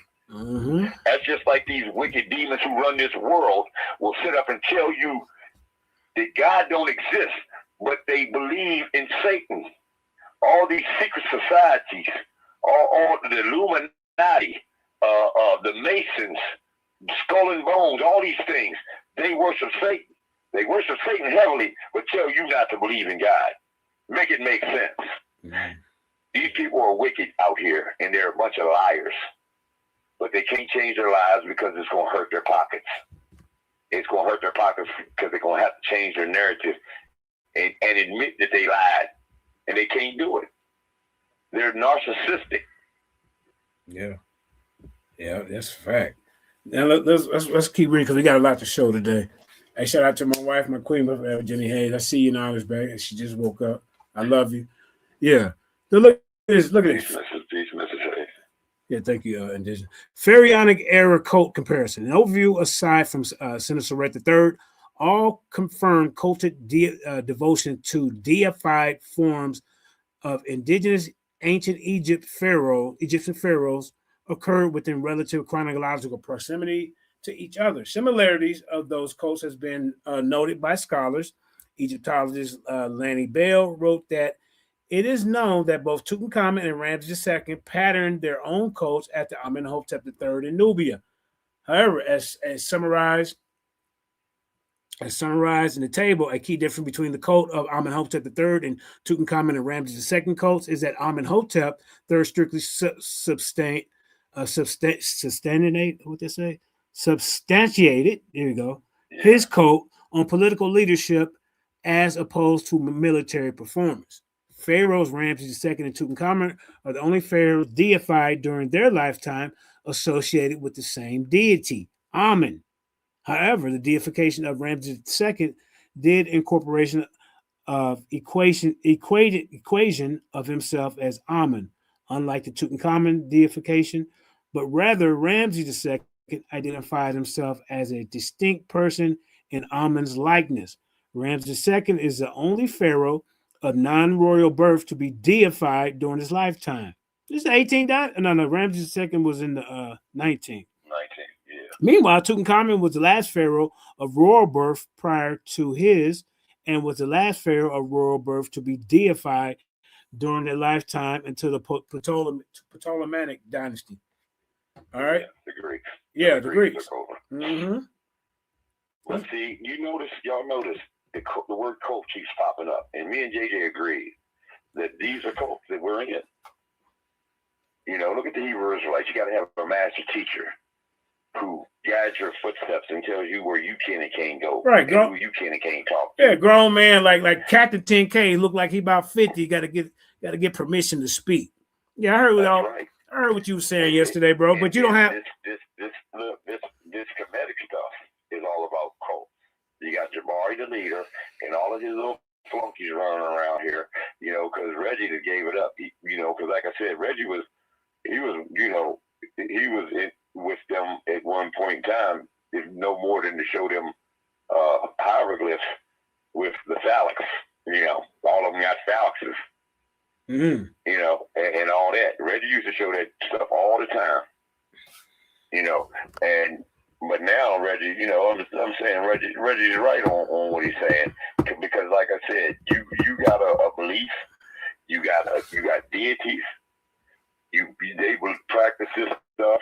You singing chants and prayers to them, Jabari, in your shrine. In your basement shrine. You never make fun of Christians. You right. make fun of Christians, or let's just say believers in a higher power. Right. I'm not gonna put, you should never make fun of them, but y'all all have the same beliefs. Mm-hmm. Yeah. And then you try to throw in a word like literal to confuse everybody and try to sound smart, but the only thing you're doing is hurting yourself. Totally. Literal simply means you're using words. It's like linguistics. You're using words to describe something to the best of your ability. Yeah. You know what I'm saying? Whatever it is that you're describing. Oh yeah. All right, you're just using words to describe it. That's all it is. Yeah. I can't see who that is in the audience. He said, "Oh, Jay Shank said don't pronounce the P. Just call it Ptolemy." Okay, right on, family. Yeah, Ptolemy. Yeah. Ptolemy. I was already put Ptolemy. Okay, good look. All right, so Sennacherib III is the only one of these pharaohs to be associated with a deity of a gender non-identical to his own. The warrior goddess Sekhmet is also known to have masculine qualities. Sennacherib III association with Sekhmet may represent his gender fluidity. Whatever the hell that non-fixed gender identity. Oh, okay. That's like Jose's name. Yeah. The Ice Smiter. He got a feminine name, Tony JJ. Yeah. Well, the Ice Smiter. Yeah, come on. You got smited, all right. Female deity. What's that female deity? The Ice Smiter is JJ. Wajet Sekhmet, right there on the screen. I'm the Ice Smiter. Now, since Red ain't alone, he's not the only one to be deified as a gender fluidity. Non-identical to and there's only two genders. Look, there's only two genders as a female. So, hey, you're in the line with Cincinnati now.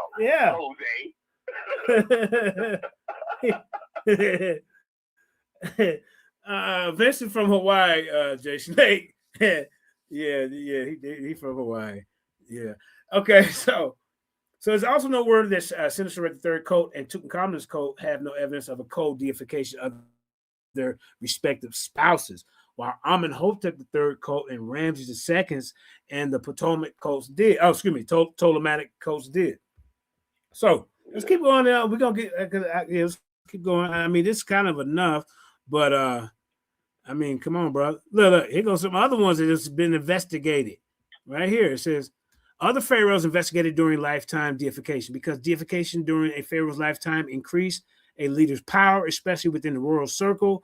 It was sought after. Various pharaohs some of them attempted self-deification during their lifetime, but not every attempt was successful. There are some evidence of speculation that other pharaohs were deified during their lifetime, but we don't even want to deal with the speculation ones. We don't even want to deal with that. We got ones right here in the 18th. See, here go a couple of them in the 18th dynasty. Akhenaten. They say that they speculate. Akhenaten attempted to deify himself during the Atanism. what's that say? Religious political upheaval, although the success on his attempt has not been conferred. You see? And then you have another one that was in the 18th, but we got some that they speculate, but we got some that's known, at least 4 of them that are named. 2 of them had a wife. You know what I'm saying? Yeah. They not only deifying themselves, but they deifying their wives. No, I'm laughing at Jay Snake. Now it's Moid it's Moid Fayweather. He called him Floyd Merryfeather. He called Jabari Floyd. Floyd Mayweather name. No. You call me Terrence Crawford. Right. You call me. Call me Terrence Crawford then if he's Floyd Mayweather. No, he called him Floyd Merryfeather. Dainty. Yeah.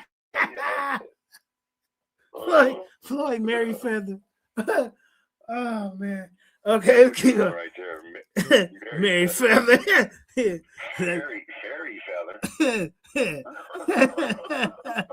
Fairy feather. Fairy Mayweather. All right, come on, man. You know, Jabari, I ain't gonna lie, man. You should have took that fade with old boy, man. Win or lose, man. You can't let nobody just take your manhood like that in front of people. Golly, bro. I mean, that was bad. But that's when Whack 100 took his manhood. Yeah, he did. Oh man. You didn't see the show? Indigenous, where you been? I seen it. Oh, okay. Like I think you, like you said, humiliation ritual. That's what it was. When I put in the chat, look, I put in the chat over on Side Notes, I said, Jabari is seeing Captain Cesario getting, going out here, getting all these views and getting the clout. Mm-hmm. And he wants in. Because he wants the money too. We got to go get humiliated by that Martin Evan, the one that called Cesario the Black. Exactly. So I don't know what's so special about this. And Lily, the white girl he had on, he was on the panel with, and she's sitting there saying the N-word and telling him, "Oh, I say the N-word all the time. You want me to say it right now?" Right. And he's sitting there smiling like a chess cat with his ugly ass, with his ugly heavy head having. That's why I said, I bet you, he might not be a good debater, but I guarantee you, would none of y'all challenge Captain Zarek in the headbutt championship? Damn. Because he'd break your collarbones, your shoulder blades, probably even a couple ribs at the top with that headbutt. He could be the new LA Rams mascot. He whoop all them with their helmet on, crashing helmets. That damn fool. Hey, y'all think that's y'all think it's like a headband around his head? No, that is a headbutt championship belt. You know how they got that? That's what he wears on his head. That's a headbutt championship belt. So I know y'all don't want that. Hey, you know how they got that one show where they slap each other? You like, psh, psh, see who can take. Yeah, they got that headbutt championship thing going with. Sorry. Oh man. Him and Rakufu. They the first two heavy-handed motherfuckers. Hey, look, they the heavyweight. Yeah, the heavyweight headbutters. Right. So let's keep going, man, because we got to show this video. So here's a couple of them that was speculated, but there's a pattern in that of pharaohs whom attempted self-deification during their lifetime. The majority of them are successors to a pharaoh who successfully accomplished self-deification during their lifetime. Amenhotep III was a successor of Senuseret III via co-regency. Akhenaten was a successor of Amenhotep III, and Hormheb was a successor bearing age Ipat interception of Tutankhamun. So whoever he is, but I already showed you the one that's confirmed. So I mean, Tutankhamun remember he was the that's Tut. I think he was the last one in the 18th time. Yeah, you talked about. Yeah, King Tut. So here's the for further reading. You know what I'm saying? They got all the sources. I remember y'all used to complain when I used to use Wiki and Google, Wiki and what's the other one called? Wikipedia. Yeah, it's Wikipedia. Yeah, but they give you the sources, and then you look up the source, and you look up where they got it highlighted. You look it up, and you further do your research. You go to references. That's right. They go to references. So I don't know what this guy is planning on doing besides embarrassing himself. There's plenty of them right here. So let's stop sharing that. There's one more I wanted to show before we show the video. Let's see. Proving that of a real ancient Egyptian. Hold up. Let me see which one I want to show. Then we're gonna get to this demonstration. What's this one? What is this? Okay. So yeah, can you see this? So let's see. Yeah, are so you this showing the sources still? No, it's a delay, but yeah, my screen should be coming up. At the bottom, yeah. That's all you No. gotta do, family. Just go to the, like you said, if you don't, you go to, you can check. Okay, I can see it now. You hit on the source. Okay, yeah, I see it. So, yep, he's bringing a guy who is one of his sources, and this is khar monotheism, a Victorian umbrella. This is what you bringing. You said Jan Asman. Y'all gonna hear him say it. Own definition. This guy that you bringing, sir. His own definition proves netter is not a European word. This is for his outlook of it from a European Victorian way of looking at it. So let me make it a little bigger, y'all. Wait a minute. Let me say something real quick. Yeah, go ahead. For the layman, Europe came after Rome. Okay. Let's just get that in our head. And remember, I said that the Hyksos, the last Ptolemaic dynasty was 30 BC, right?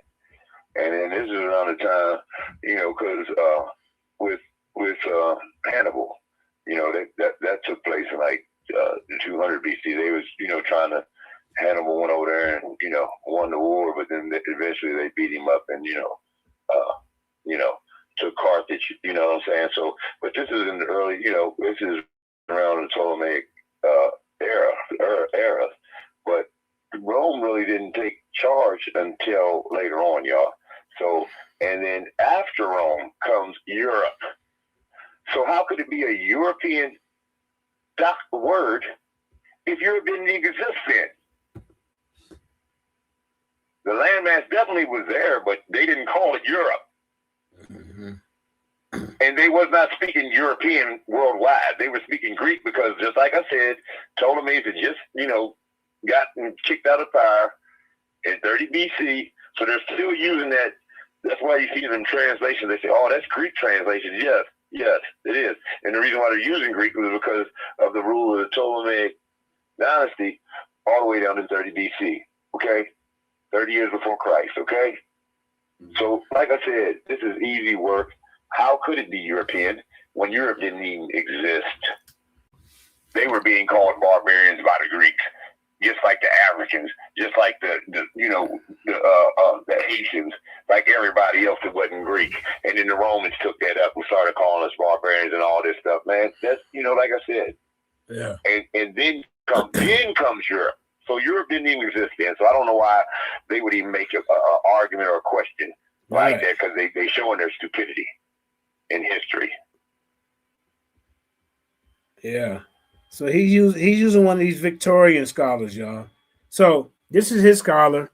In contemporary college textbook, Jan Asman's concept of khar monotheism is presented as an authoritative explanation from ancient Egyptian religion. Students are taught that the Egyptian Neteru were expressions of single intimate divinity revealed through nature.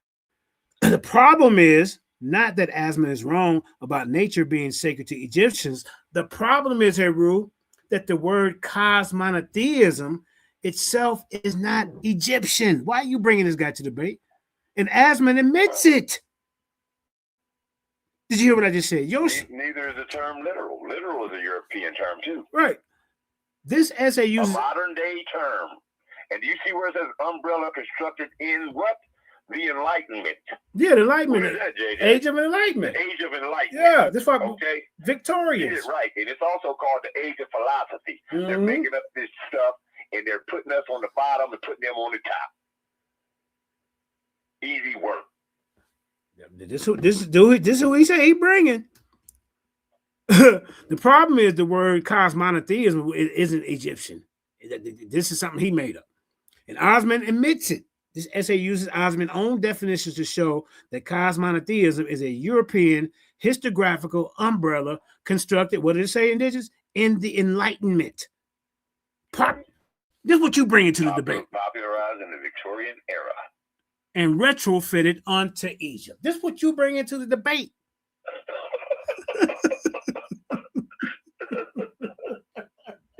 Modern words, modern terms, trying to debunk ancient Egyptian, cosmology, classifications, yeah. And, how they classify themselves, how this happened. Like I said, it wasn't like the church was ruined like it was, later on in Rome, right? They didn't have the church to answer to. The Pharaoh didn't have nobody to answer to. He did what he wanted to do. And they were stuck on these worldly things that they had on this world while they were here, so much so that they wanted to take them into the afterlife with them. Yeah. And these people were deified in life or in death, regardless of whether it was in life or death. They were deified, and they believed it. Yeah. The people of that time believed it, and they were not using none of these terms that you flunkies are using, like science, literal, or any of these other modern terms that have dates that probably you can look up in Merriam-Webster and find out the year that it was first known used. Right. I got on regurgitating that too, going with the Merriam-Webster, but he don't go to the synonyms, and he don't go to the first known use of the word, because it's gonna kill his source. Right. Like Jose did with JJ, he only read part of his source, and then he read down, and the source was agreeing with JJ. Of course, I already knew that, but you know what I'm saying? I told him, I said, you lied. Yeah. So look, but hey, that's how you catch him. Just like this guy, right? Just who you bring into the debate. I heard you yesterday, and we're gonna hear you again when we play this. So, the origin of the term is European, not Egyptian. The term cosmonotheism was not found in the pyramid text, the coffin text, or any temple inscription. According to Asman's own genealogy, the word was coined by Lamagouin de Malchibris in 1782 to describe Pliny the Elder's adoration of the cosmos as supreme being. Asman then expands it as his encyclopedia entry states. Jan Asman ascribes the doctrine of ancient Egyptian theology as well as various Greek philosophies. According to Asman, Malchibris could not have found a better term for what seems to be common denominator of Egyptian religion: Alexandrian, Neoplatonic, Stoic,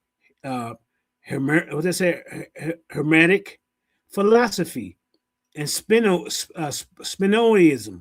including the medieval traditions such as alchemy and Kabbalah that have served as intermediaries. Now, come on, bro. What does that got to do with Kemet? By Asman's own administration, the term is a common denominator invented to link Egyptian religion with Spinozianism. There you go. Alchemy and Kabbalah. None of these three are African Hebrew unconsciousness. You bet not bring this to the debate, this person. This is the first proof that cosmonotheism is a Victorian-style comparative category, not a translation of Netter. Is you still there? Yeah, I'm here. Did you see what I just read to him? This is his guy. Yeah. Look at this. Asman's definition is German Romanticism. Ugh. Asman defined Egypt. Hey, look, that's an age too. It's an age of romanticism. You gotta look it up. Look, the only thing they did was added lace in a fake mold, the Madonna mold. They added that and some flyers to it. Yep. And lied. Because like I said, this is, your origins around the time of your origin of your scientific racism. Now let's ask ourselves a question. Even when we're using the term Egypt, I think that's a Greek term. Yep. If I'm not mistaken, am I right, JJ? You're right. Yeah, see, so that's even a more modern term, because Greece wasn't, they wasn't really doing that until like what, 400, 500 BC. I mean, AD, maybe. I could be wrong, but I do know that conquest, like with the Arabs coming across and taking over North Africa, that started around 600, 500, late 500, 600 AD. You know what I'm saying? So, like I said, all these things are modern, and Greeks wasn't around during ancient Kemet, man. They wasn't even calling it Greek. So look what his sources done. Indigenous. Asman's definition, like I say, is German Romanticism. Asman defines Egyptian religion as Jan Asman, for example, support what he calls, this is what he called it, cosmonotheism, a religion of an intimate God and a veiled truth that shows and conceals itself in 1,000 images.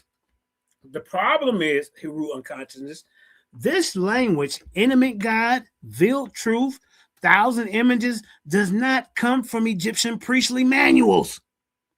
It comes from Goth, Schelling, and German Romanticism. This is what you bring into the debate. You should have just kept your mouth closed. In the chat, I said, show me literal on a stele or a papyrus or in hieroglyphics. Show me where they're using that term, Jabari. Right.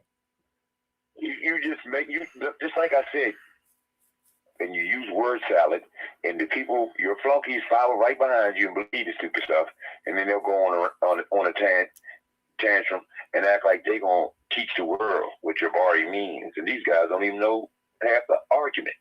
I wouldn't even say they know a quarter of the argument. We got a show booked tomorrow. We're gonna keep going over some of this information on Bars Reloaded. I get the notification to be. Okay. I think it's. Yeah, Step Into the Light asked if I could do a show over on her channel too. I would need your help. She got her own channel, or are you talking about on the Paradigm shit? She got a slot. Yeah, Step Into the Light. Yeah, I can help you out. So we can do them all Paradigm shit. We can do anybody that wants to, because like I said, I'm setting some over Killer Priest. I'm setting some. He's scared to go over there. I asked him, "You gonna come over there with me to help promote the debate?" Nah, man. But you agree when we signed up for that, said we're gonna go around and promote the debate, go on different platforms. These guys be scared, bro. I mean, how you want the people to know about the information? Yeah, I mean, these are people. You can just go to the people, involved with Paradigm shift, like you say, with the different ones, like Step Into the Light and who you just named. The Bar Reloaded. They got their own platforms that you can promote it on and stuff like that too. You know what I'm saying? Yeah. Get the word out there. And that way, you can give people a chance to, get ready and know what day it is, what the date is, and all what we talking about, what sources he bringing is gonna get debunked. You ain't gonna be right. I mean, he want to bring. I'm glad you said something. I baited you into that because I said he ain't got no source, and he went to list off these sources that agree with my side, y'all. Besides this one. This one right here is just something that they just made up. Look, this language, intimate God, veiled truth, 1,000 images, does not come from Egyptian priestly manual. It comes from Goth, Schelling, and German Romanticism. The idea that truth hides behind a veil and must be unveiled by a philosopher is a central Victorian occult trope. It reproduces the 19th century idea that myths are primitive science waiting to be decoded by Europeans. Wow.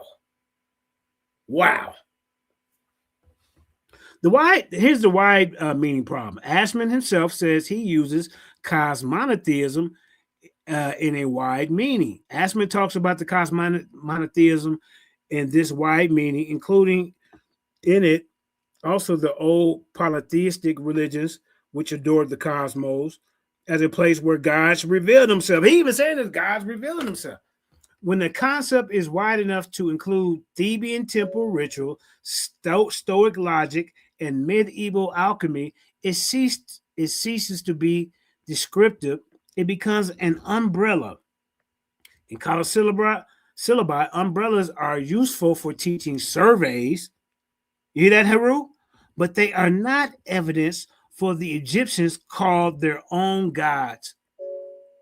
Egyptians called them Neteru, and Egyptologists universally translate that as gods. Let me say it again. Egyptians called them Neteru, and Egyptologists universally translate that as gods, being endowed with love, hatred, and passion, not abstract principles. I mean, what are we doing? So, and the Egyptologists are telling you this. Yeah. That's what the source is saying. The Egyptologists is not, they're the Egyptologists. So if my opponent cites Asmund to prove Netters is only cosmic forces, because that's what he's trying to do, we're going to cite Asmund against himself. You see me? The same author who says Neterus are cosmic forces also say the cosmos is where the gods revealed themselves, and that when ancient people looked at the sun, they were looking at a deity. This is not a dematerialized principle. It is a personified presence. As Alban's podcast paraphrase notes, ancient people were cosmic theistic people. The stuff of creation and the deities were one. That is the opposite of saying Neter was just a principle and not a being. I mean, this guy, you in some trouble, bro. Come on, bro. Mainstream Egyptology textbooks therefore teach a contradiction. Neterus are defined as gods in the glossary, then redefined as monotheistic principles in their theory chapter. The theory chapter, y'all. The African scholars who are excluded from those textbooks, they don't even put the African scholars in there, y'all. Theopold Abanga, Mubengi Bilolo, and Adupakri Musua Lam point out the contradiction disappears if you start with the African linguistic family in the Niger Congo, in the Nilo-Saharan languages. A word can be both a force and a person without contradiction. European philosophy from Spinoza and Asmund forces you to choose. Okay, then the college textbooks do not reject Obanga or Biloa because they have been disproven. They reject them because of disciplinary boundaries. Policing, as one survey notes, mainstream Egyptologists strongly object to Afrocentric Egyptology. Why would they do that? Because they put it on their own. Come on, Egyptology viewing it as a therapeutic mythology since it failed to provide sufficient evidence. That is sociological judgment, not an linguistic one. Obango publishes in linguistics, Biolo publishes in philosophy of religion, and then Lamb publishes in archaeology. See? Thus, the syllabus game is won before the debate starts. Asmund is in the religion section. Obanga is in African studies. So the conclusion, cosmonotheism is useful, but it's not Egyptian. So why are you bringing this to the debate? It is a European umbrella term that Asmund himself defined as a common denominator of Egyptian religion. Alexandrian philosophy, Spinozaism, alchemy, and Kabbalah. It tells us more about how Enlightenment and Victorian European wanted to see Egypt. So you bring in a scholar that's looking at it through the eyes of Europeans, man. To prove what Neter meant to Egyptians, we must start not with Malshibras in 1782, but with the pyramid text, where the Neteru, they drown, they weep, they fight, and give birth. Now, you're going to have to show me in this debate that you can prove a principle. Does it drown? Does it do any of that? Does it eat? Does it weep? Does it fight? A god does. A living African first does not. Does both. Sorry. And then here you go. The sources and syllable citations right here. You see what I'm saying? So, I mean, bro, let me do one more. We're going to show the video. And there's just one more. All right, let me say something real quick. Yeah, go ahead. Now, when we're dealing with the term literal, you heard them say linguistics in this. One of them was dealing with linguistics, and that's what we're dealing with when we're dealing with the term literal, okay? It's just linguistics, you know, using words to properly describe something, you know, something that exists, you know, and proving it's real, or, you know, it's reality, proving it's reality. You're just using words to do that. So you're using linguistics. That's all, and that's all Jabari had, you know, and that's why you got them all here. But they can't explain it like that. You know, they slow. They don't do. I don't even think they looked up you know, really understood what the term. They might have looked it up, but I don't think they really understood what the term linguistic. You know, linguistics means, or, you know, none of that. They just regurgitating what Jabari's saying, man. Yep. Okay. So now he wants to use. So now he's trying to use. He said he's going to be bringing Hornug. This guy right here at the top, using Hornug. See, so that goes against you too. He said he's going to be bringing the Per Im Haru. That goes against you, because in none of them texts are they saying, any of them ancient texts saying anything that you say. So anywhere you go, bro, I'm going to meet you right at the crossroads. Now, proving that the Netter were real to the ancient Egyptians, the cross-reference essay. I'm using Hornberg. He's trying to use my source. Your own sources are working against you. Pinch, Lithium, Osman, Trigger, Allen, Loperio, Quirk, Baines, Spagler, UCLA, Encyclopedia, and Budge.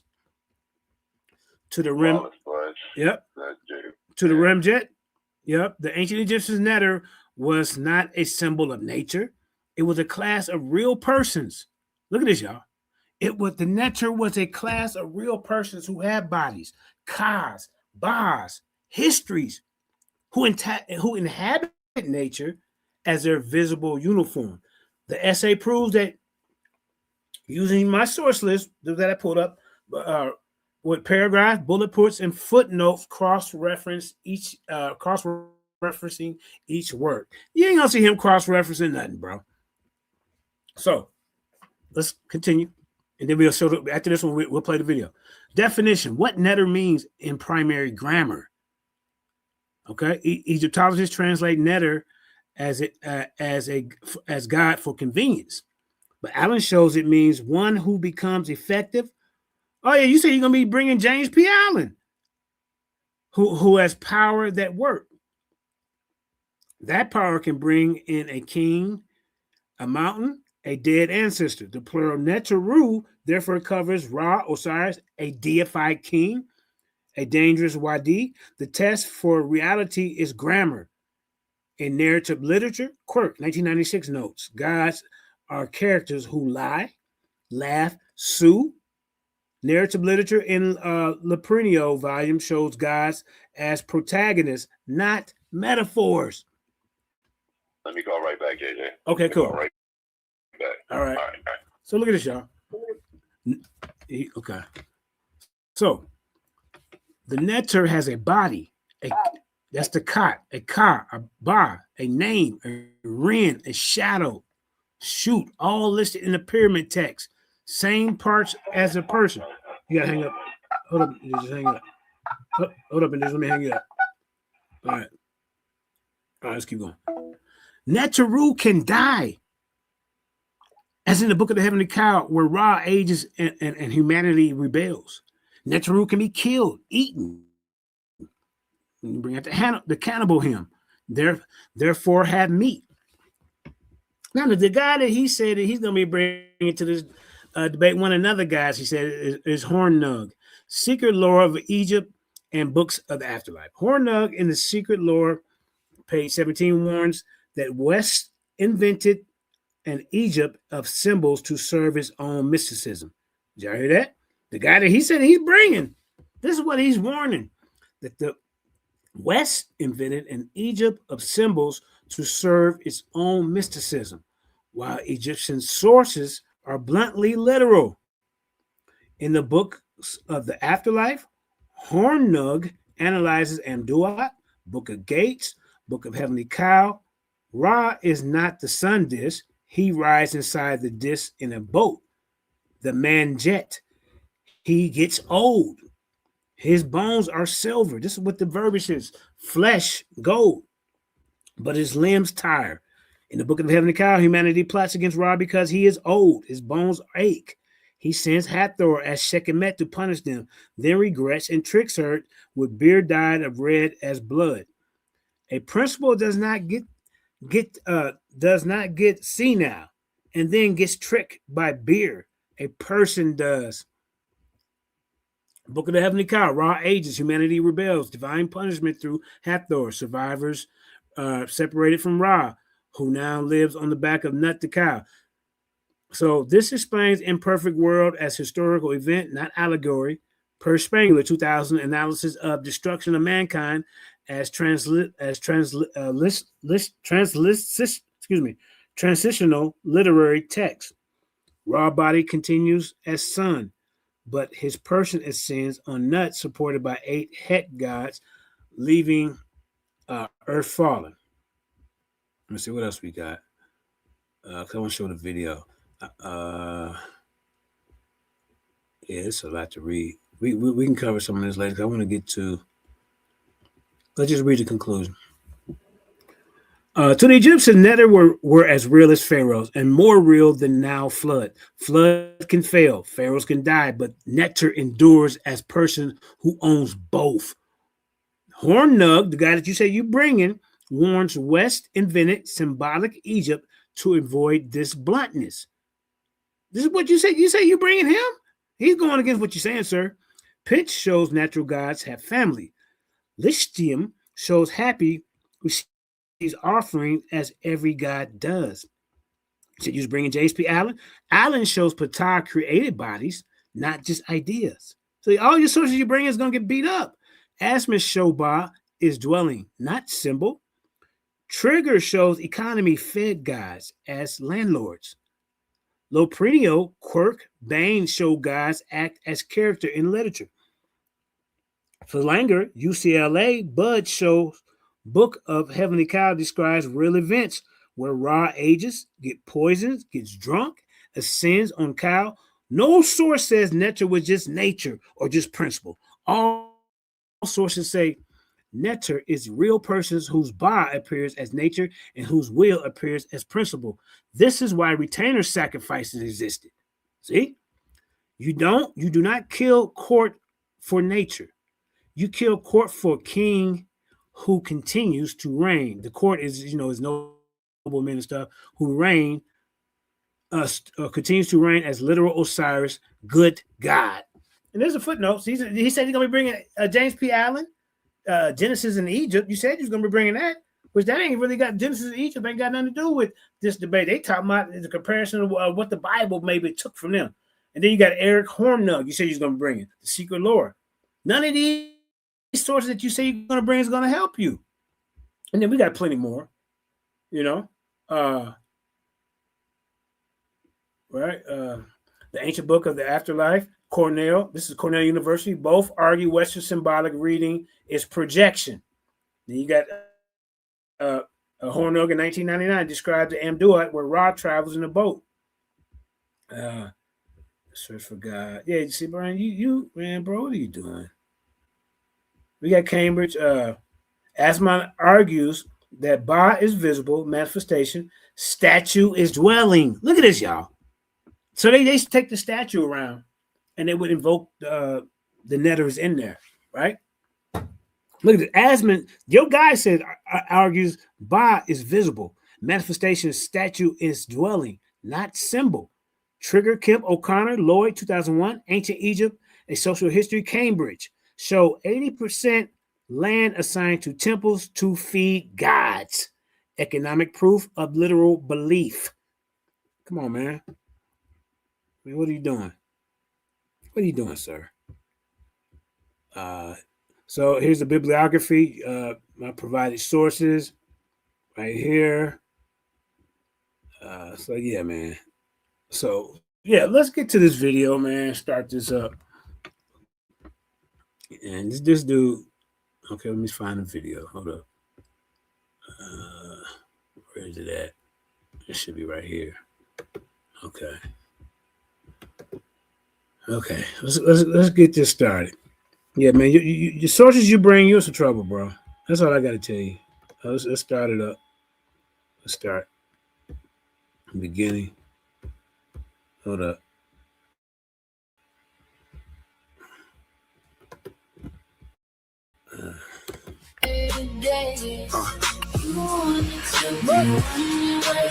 But it's the other way. The facts don't bend for feelings, no matter what you say.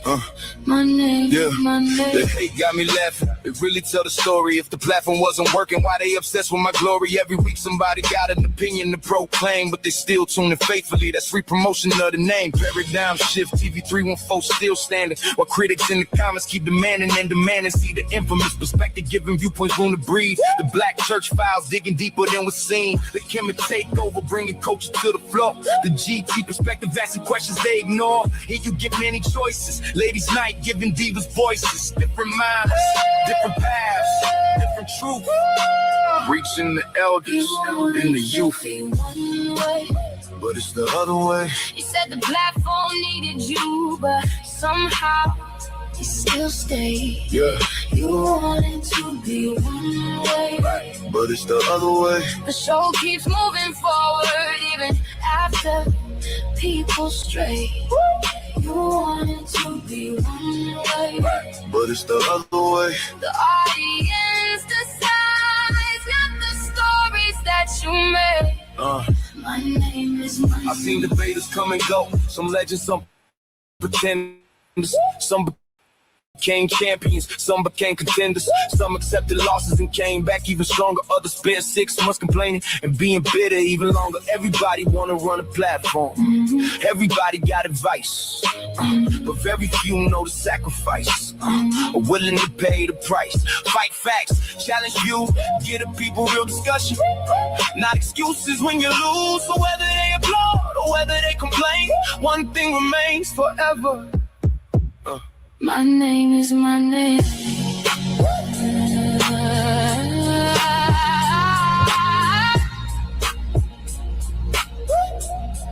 You wanted to be one way, But it's the other way.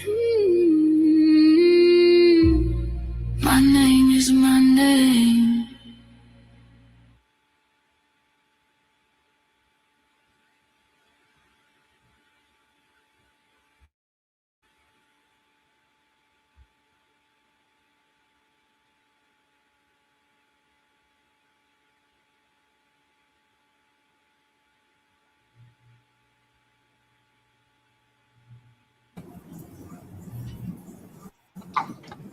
You want it one way, but it's the other way. Powerful song, bro. Powerful. Listen, right on. Listen, man. Hey, you got that Pop Smoke vibe in there? You hear me? Hey, I hear Pop Smoke in there. We got a powerful face-to-face for y'all with two of the most powerful brothers to ever grace Paradigm Shift TV of the Worldview Wars Debate League. We got the Paradigm Shift TV 314 champ, the mighty Mandinka Mali, and we got my brother, your brother, the pseudo hunter himself, Heru Conscious. This thing been brewing for a while, got a lot of tension tied to it. They finally were able to negotiate a resolution. We just here to let y'all know what we got cooking. So I'm gonna get the timer up because these long-winded Negroes is gonna need it. I'm gonna put 5 minutes on the clock. Hey, Ru, you got any problem with us starting with the champ? Can we get an introduction? Can we introduce ourselves to the new people who ain't never seen Yeah, it? you can start with the champ. No. I just introduced y'all. What you talking about?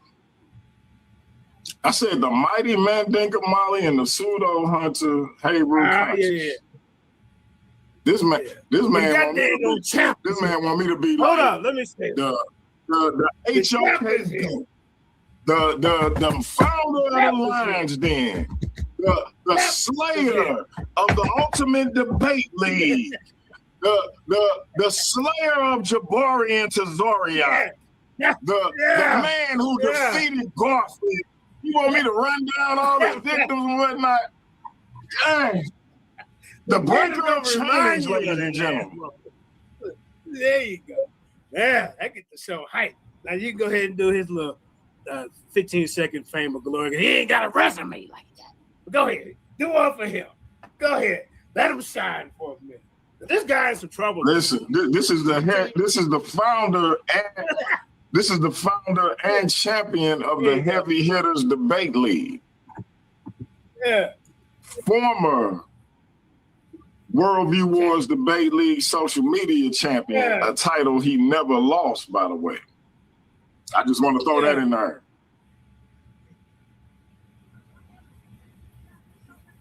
So I ain't gonna do 5 minutes. I'm gonna do 3 minutes. I told Hey Rue we ain't gonna be before y'all too long because I gotta get some shut eye. But come on, man. Champ, tell the people what y'all topic is and tell Haru what he in for. Time starts when you start talking. Can I share my screen or wait? This is like a little introduction, man, because see, this guy's already. Damn, you don't need to. You don't need to show your screen on no face to face. Hey, man, this guy won't even turn on the camera, ladies and gentlemen. This is how you know he already spooked. He's still hiding in the bushes. He knows he done made a mistake by getting the ring with the goddamn people's champ. You hear me? A man of many belts from different backgrounds. He begged for this. This is the 4th time trying. And it don't even matter. Because we know you're lying. You know you're in the ring with a lion. Do you understand that? Oh, wow. And like I say, ladies and gentlemen, I get these new guys. This guy. I'm feeling good today, man. You know, I got my wife's kicking it next to me. Say hello to the audience.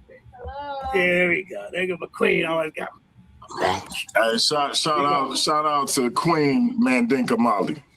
Yeah, thank you. Keeping the mighty Mandinka Molly calm. Listen, let me tell you something. This argument been going on. This been brewing for 8 years, bro. The argument started off with Jabari saying no, it's just a principle. Now he done switched the word up to literal because I already bashed his head. I'm gonna bash this guy in there because I'm gonna tell you, he has no sources. You can't go against the college book and general consensus. Are you still going with that guy name? Are you still doing with Budge? Everybody knows that's outdated because Budge said that meant a principle. I'm gonna teach you that the king is the netter. It's a position to hold ma'at, to be a judge, to tax people, to do. The king is the netter. That's the name of his position. The different things he do. This is real. And when the king died, he became an Osiris netter king, and still was ruling from the duat or the afterword, whatever you want to call it, and he still stayed in contact with the king on earth because they had incantations to hey, Pop, can you get the now going? Huh? Oh, we got we got a court case going on, and they would go to the what they call them, the oracles, and get in front of the oracles. See, but this guy, you know, he's some kind of atheist way. He's some kind of atheist. Because you are going to sit here and tell us that these people didn't believe this was real. That was original. No netter equal no principle. There's the you know what? They got the papyrus. When you talk about determinatives and stuff, the papyrus represents something that's abstract, sir. You gonna get in front of me with this, just like they're doing over. They got some over there on starting at the homie squad. Now they up there messing it up. I'm gonna get them next. But the main prize is the one who started it. That was Jabari and I in this argument. I don't even know what this dude doing up here. And I guarantee you, he ain't got no source but Budge. And that's out there. All right, that's time. That's time. Let me reset the time for Hey Rue Conscious. Hey Rue, it's on you. Time will start when you start talking. All right, bro, let's get it. So, this guy just sat up here and tried to gaslight every last one of y'all. I've never begged this man for a debate ever in my life. We've been trying to set up a debate for I don't know how long, but he always makes all kind of excuses about, well, you haven't had enough debates to debate me, this, that, and the third. But we're going to cut all that out. We're going to dive right into his chest right now. While he's talking about I don't have sources. My sources are coming from the 18th dynasty, sir. I have the great hymn to Amen, which is the Sutian Hor Stella. That you can actually get the hymn to Amen, Atom or Amen. Have you Amen? That won't help you neither, sir. I already looked it up. I'm going to say every source that he say. Watch this, y'all. That's actually from the 18th dynasty from Amen Hotep III. Another one is a great hymn to Aten. I think you should be writing these down because these will be the sources. Oh, yeah, I wrote them down. And every last one of them ain't going to help you. Sources I'm coming with. Another one is the actual Pert M. Haru. The Pert M. Haru, the Book of the Dead, are coming forth by day and night. That definitely is not going to help you. Also going to use major scholars as far as like Jan Osman. There it is. Jan Osman, what I just showed y'all. Jan, you bringing that to the debate? You in some trouble.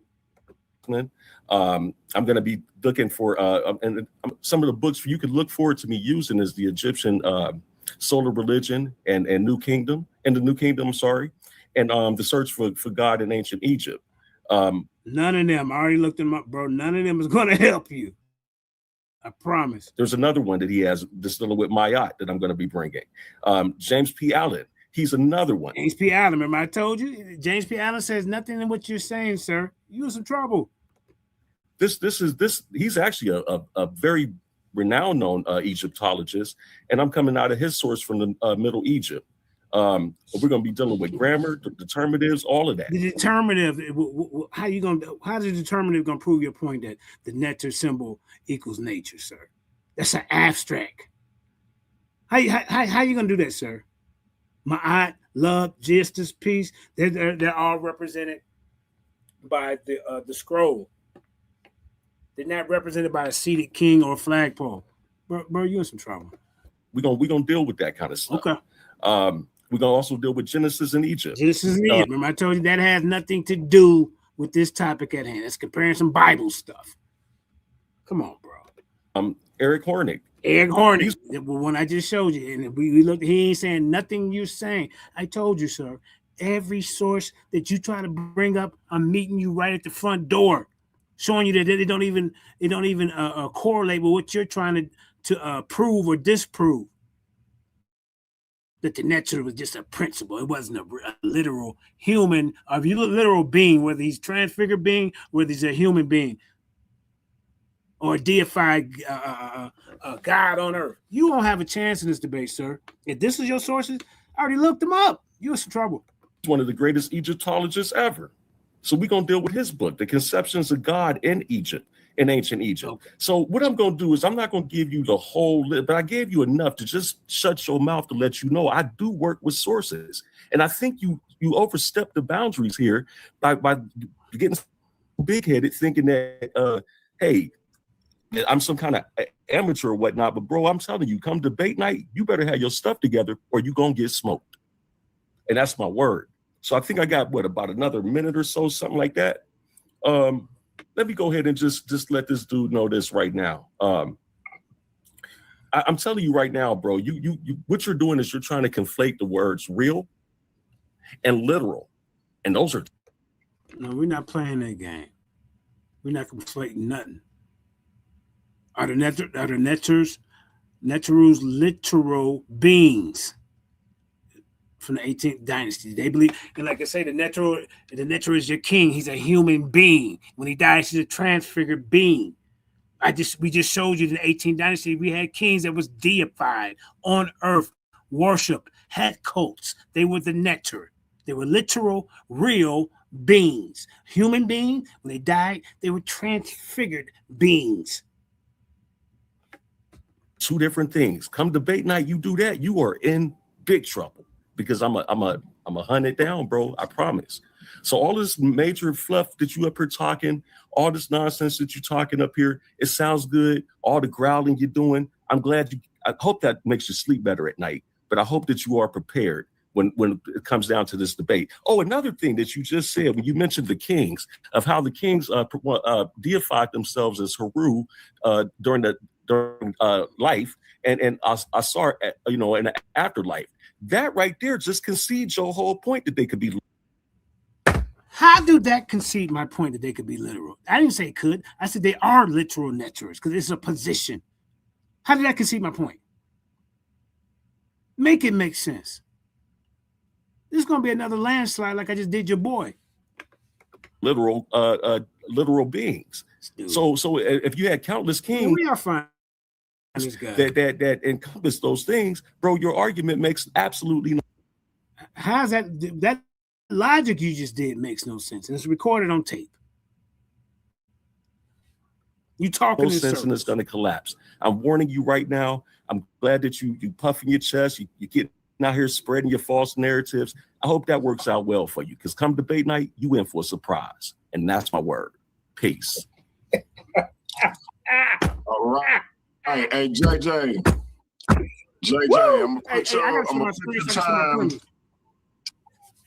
I'm gonna put your time at 3 minutes and 30 seconds because I actually stopped Heru time because my signal got bad and I couldn't hear him. And I'm thinking that his hold on, listen. I'm thinking his audio. No, listen, JJ. I'm thinking his audio went out, but it was actually my signal. So I had stopped his time. So I'm just letting you know I'm giving you 30 extra seconds. Time gonna start when you start talking.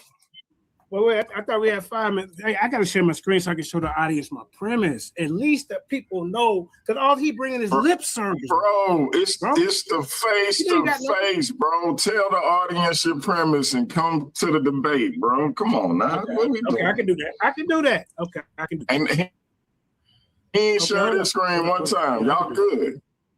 Because he ain't got nothing. I'm telling you, he don't have nothing. That's what I'm saying, man. He don't have anything to bring. All right. So the ancient Egyptian netters were summertime. Then I'm gonna show y'all. I'm coming from Hornberg, Pitch, Lithium, Trigger, Allen. I mean, I got so many sources. UCLA Encyclopedia to blow your brain back. I'm not just coming up here with lip and trying to shadow box and say I'm gonna puff my chest up. And when I puff my chest up, it's because I got the information, sir. You know nothing about the grammar. This is where I'm gonna beat you down. So Egyptian translates netter as God for convenience, but Allen shows it means one who has become effective. That you just said you was gonna use James P. Allen, but he said something different. You gonna come on, bro? No. See, who has power? The numbers is right by these sources. But I'm gonna give it. I'm gonna send the judges the source. You ain't got nothing. The power can be in a king. A dead ancestor, sir? What are you talking about? The plural neteru, therefore, covers Ra, Osiris, and the deified king. Do you know what the determinative for the neter? It's a king sitting in a chair or a flagpole. And when they're talking about an abstract, sir, you know what they got? They got a papyrus, a scroll. They know what they was talking about. They wasn't confused like you, Mr. European, Victorian, Eurocentric information that you bring into this debate. The test, Jan, ask my Victorian information you trying to bring? Are you serious? For reality is grammar. You know anything about grammar? See, now you done made me mad. In narrative literature, Quirk, 1996 note. See, I got sources. God and characters who lie. This is what happened. A principal can't lie and laugh and sue and go to court. The narrative literature in the Prince of volume shows God as a protagonist, not metaphor, sir. This is what you're gonna do. The netter has a body, a khar, a bar, a name, a shadow. They were scared of this shadow, this shoot. They all listed in the pyramid text. That's why this guy don't want to show his screen, because he has nothing but his lip. The netter can die. How you gonna explain the principle dying, sir? As in the book of the heavenly khar, where Ra. See, guess what? This is going to be a 15-minute round, so I'm going to beat you down in this debate because that's 30 minutes of butt whooping. And then when we get to the chin check, you're going to knock your whole jaw off. I promise, man, because you've been running your mouth. Now, Ra ages, sir. Huh? And humanity rebels. Neter can be killed eating. Look at a cannibal him. Therefore, he has meat. Okay, let's keep going. I'm gonna beat you down. I promise, man. You ain't got nothing. Look, let me tell some of my sources before we keep going. So we running out. I hope we do this like 4 or 5 rounds. Look at my footnotes. Let me bring it from Hornberg, Eric, 2001, The Secret Lore of Egypt, its impact on West Coast. This is at Cornell University. Wait a minute. For Cornell University, how did you miss this, Jabari? To the Egyptians, Neter were real as Pharaoh and more real than the Nile flood. The flood can fail. The Pharaoh can die, but the Neter endures as person who owns both. Principle without person cannot be fed, poison, get drunk, or get old. How are you going to explain that in debate? Do you want to be the affirmative? Which one do you want to be? You want me to be the negative in this one so I can tear down your stuff, bro? Because you ain't got nothing. Told you made a mistake. This your 4th time because you was running. You gave up your belt, ran out the building because you was so much that they feared the 7,000 or because you knew that was coming up next. You just handed the belt to him. I'll beat you down. That's time. That's time. All right. Listen, hey, Ru, I apologize, man. I apologize. I think I unleashed. He was sounding like JJ, right? I think we had JJ when he first came in, and then when I said y'all couldn't share y'all screen, he turned into Mandinka. I apologize, brother. I ain't mean to unleash the mighty Mandinka Molly on you, man. So, hey, Ru, just want to, for your sake, brother, just tread lightly. Just tread lightly the rest of the way, brother. I don't want to. I apologize for unleashing this brother, man. He gonna bro. Time start when you start. All right, so fam, look, check this out. One thing that y'all about to realize is this dude is already arguing grammar, not theology. Notice his whole first thing that he started out. What are you talking about, bro? To understand what you read, don't you got to understand the grammar? Don't you got to understand the determinatives and what it means? And then don't even go into their theology and their dogma. Because I take you all the way back to the first dynasty. The king been the Neter. The king been everything. They had to change it. They was killing people and taking them with them. What you talking about, bro? Don't matter if you go to grammar or theology.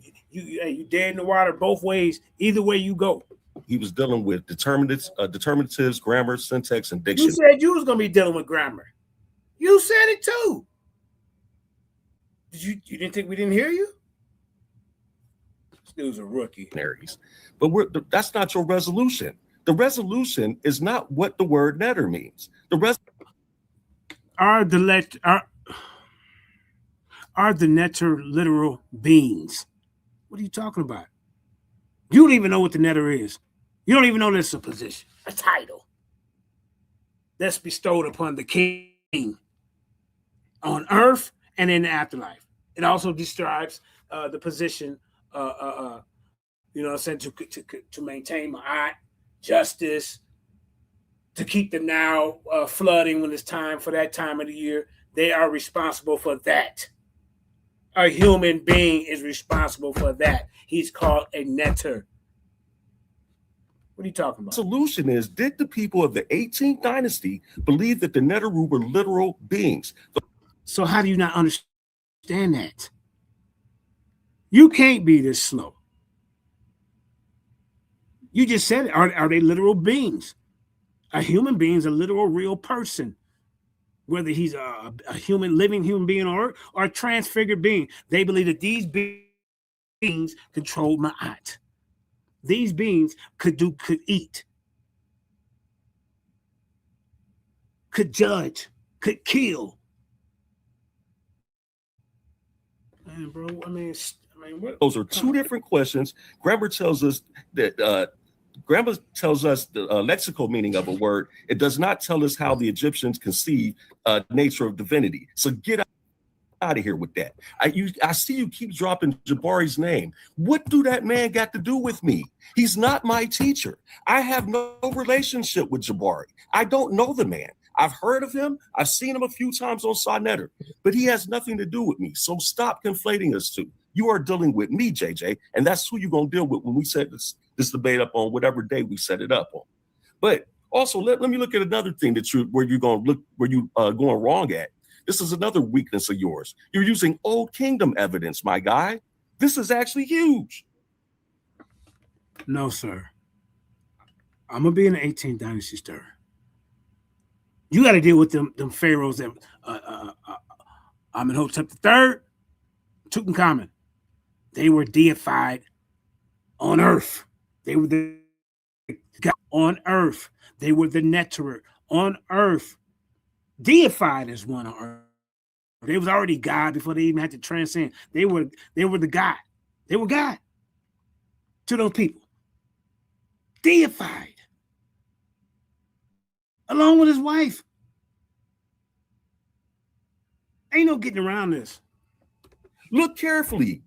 If your strongest evidence is Pepi, the pyramid text, the cannibal hymn, Old Kingdom, your debate title is the 18th century. You need to wake up and smell the coffee. He in the 18th century, y'all. You know why in the 18th century? Because this is when that Victorian information that he's using, that's where he got it from the 18th century. No, we're in the 18th dynasty. That's what you wanted. And I just showed you two deified kings. You got to deal with that. The debate's over. It's already, you can't beat that. You got to show proof that you're the negative. You got to tear that down, and you can't. You understand your position, right, as a negative in this debate? So all this high signing and acting a fool out here, man, on the show today is for what? You are literally making a fool out of yourself. You so emotionally invested that you even forgot what we actually debating about. We are dealing with the 18th century. Get that? Look. Now he gonna try to tell me I don't know what I'm debating about. He talking about some. This is how I know you're nervous. 18th century. I know what we debating about. In the 18th dynasty, were the Neterer considered literal beings? So we're talking about human beings, transfigured beings. What are you talking about? We're supposed to go into grammar. And even when we go into their theological cosmology and their dogma, it's still showing that the Nefer, the kings will call the Nefer, the great God, the good God. The king was a Neter. Start right there. You stay right there.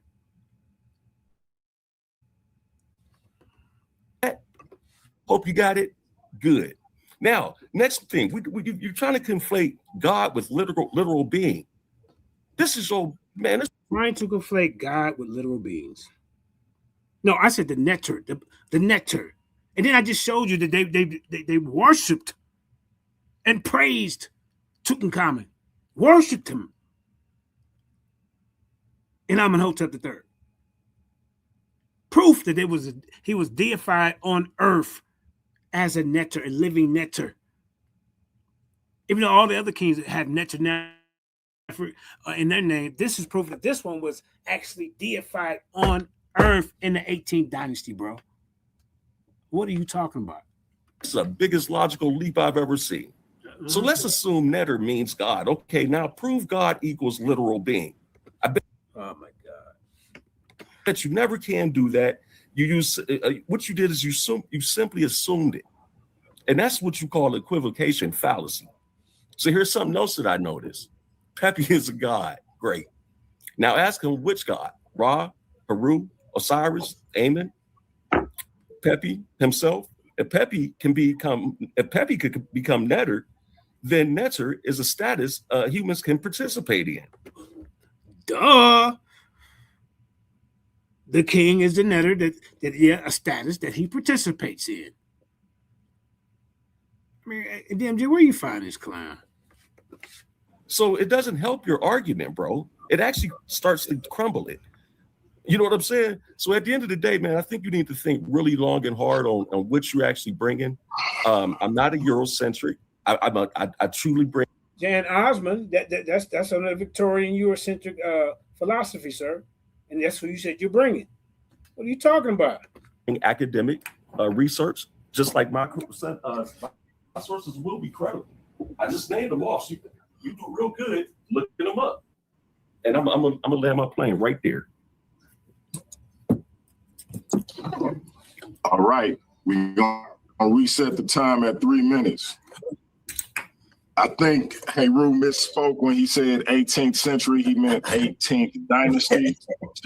18th dynasty. Just a small correction. The brother did not mean 18th century. He meant 18th dynasty.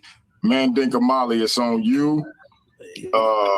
Time starts when you start talking. Yeah, he don't know no better. All right, ladies and gentlemen. As y'all can see, he don't understand the meaning of netter. And now he's doing a straw man argument, trying to say that I'm saying that the gods. No, I'm saying it's a jurisdiction on earth. The netter is a title of the king. And he said, being a literal being? Aren't you a literal human being, sir? What the heck's wrong with you?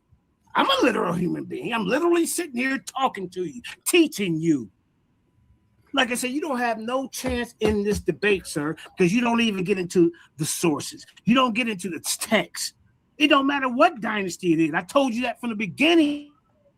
The king was the netter nefer in the goddamn first dynasty, just like I just trashed old boy, beat the crap out of him. I ain't gonna say his name. This all piles into the same debate. You think that netter just means principle? You haven't even defined what netter means. As y'all can see, I came out and told you what the definition of a netter is. What the kingship is all about. As above, so below. I showed you this. And see, he don't have, you know what? He don't want to share a screen because he have nothing. He can't tell us what source that he's bringing to this debate. He don't have a premise. What's your premise? Answer that when you come back on. I know what I'm talking about, so you're not going to try to play the audience and act like you got something to know that you done figured it out. What source do you got? I told you, if you're thinking that netter, NTR, means a principle, I just told you they have determinatives. You got dang right we're going to the grammar. How else will we figure this out? Huh? You ain't see me say nothing about no theology. Don't try to throw that in there. You didn't hear 7,000 say nothing about no theology. This is how I know this is going to be a wash. I'm going to go to the academic consensus. I'm going to go to the college school books. You can't get in front of them no more talking about this is a principle.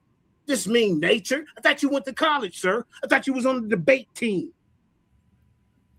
None of your accolades mean nothing to me in this debate. You better be bringing some sources. I can source up right now. We can do this debate right now. We can do a pre-debate. And I guarantee you won't even show up. Ladies and gentlemen, this is another rookie that's in front of me that's trying to block my way to getting to Jabbar. Because that's the whole thing. Y'all learning from him, talking about it's a principle. Y'all learning from him. Then you got these idiots over there talking about they did the homie tribe, the homie squad. You need to go join the homie clown squad with them guys. Because I'm telling you, I guarantee you in this next round, he ain't going to tell us, give us your definition of a netter in your next round. That is time. He don't give a definition of it. Watch. And yes, ladies and gentlemen, we are going to have to figure out a way to reconcile our brother Mandinka Mali with the HOK. Clearly our brother Mrs. Sonetta and the HOK. We are going to figure out a way to rectify that for our brother. I'm working on it. I know y'all heard, I heard, there is a longing in our brother's heart And you gonna cut it out, man. All my ops over there, bro. Cut it out. I Man. wanna. I gotta deal with rookies like this. All my ops over there. Hi. We want to help him. We want to help him. I should have apologize to Sarnetta to debate Jabari. You both let me get it out, man. Mandinka, let me get it out. We want to help. We want to help Mandinka. Heal the hole in his Bring heart. Jabari over here. That's how you help Mandinka out. Listen to me. Listen to me. The best way. Jabari has an exclusive contract with the HOK. Now, if you're gonna say you got an exclusive contract, calling him the Floyd Mayweather, and he keep losing. Listen. If you got an exclusive contract with Paradigm Shift, then we could talk about doing a cross promotion type of thing. What happened to that, bro? Let's get it. But listen, I had to pull out because of the health situation with my queen. But listen, we might revisit it. We might revisit it at the end of the year. But I want to help heal that HOK size hole in your heart, brother. It's on you, Hey Root Conscious, man. Say this, listen. I'm still nobody took the HOK gold status from me. Remember that. Hey Root, time gonna start when you start talking, brother. Okay, so yeah, this guy's out here trying to flex and act a fool. It's cool with all the high signing and all of that, but he said I don't have a premise, but this is my premise right here as the affirmative. Well, my premise is that I thought you was a negative. This guy don't even know if he's the affirmative or the negative. Now he's the affirmative, y'all. This guy don't even know what he's doing. As the affirmative cannot demonstrate that the people of 18th dynasty uniformly understood the nether. Okay, I take that back. He's talking about. Okay, go. So what am I? What's your as premise? literal beings? While the historical evidence clearly shows that the Neteru were regarded as real divine powers worthy of worship, the theology of the New Kingdom consistently presents them as manifestations of cosmic functions, divine principles, overlapping identities, and royal participation. You see what I'm saying? So two kings deified themselves, but this is cosmic principle. Two kings on earth are deified themselves, living netters. But this is cosmic. Come on, bro. Participation. Therefore, the evidence does not justify reducing the Neteru to merely literal beings. And the affirmative. What is the king? Is he not a human being? Bears the burden of proving that claim from the 18th dynasty sources. So that is my premise right there. He keeps screaming that I don't have any sources when I clearly just rattled off in my first 3 minutes a gang of sources, and I'm good. And none of them is going to help you, especially John Osmond, Jan Asman. Gonna come from, and I think you better get prepared. I'm gonna tell you this one more time. I know your heart is longing to go over there and debate with Jabari. I'm not Jabari. Please stop conflating us two. I have nothing to do with Jabari. Now, one thing that I'm going to touch on, bro. You talking about theology. This is a theological debate. You're dealing with the Neteru. When you deal with Kemetic mythology, you are dealing with Kemetic theology. There's no getting around that. And so when you want to turn this into a grammatical debate and all of that and what the meaning of Neter is, that's not what we're debating. Yes, we and if you come with that approach, I promise you I'm going to expose it. Yes, we are. Are the natural literal beings. We dealing with the meaning of the natural and what it is. What are you talking about? Man, this dude right here. Uh-oh, I hit the wrong button. Hey, what's up, Marquise? Yeah, this dude's done. Yeah, we dealing with a. I mean, what is this dude talking about?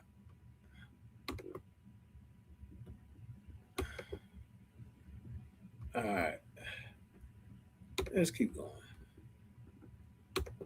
Let's keep going, y'all. Uh-oh. He don't even know what he's debating. And you're gonna lose. I'm going to tie you down right there and you're not going to move. I promise you. So I hope you pay attention, maybe take some time to listen back to what it was said here today once we are done, so you can actually hear what I said. Because you either got cement in your ears or you just are completely ignoring what I said on purpose. So I have shown that I have sources. I'm more than prepared to debate you. I have a premise and everything else. So I don't know what your excuse is, guy. You can call me all kind of amateurs. You can call me what you want to call me.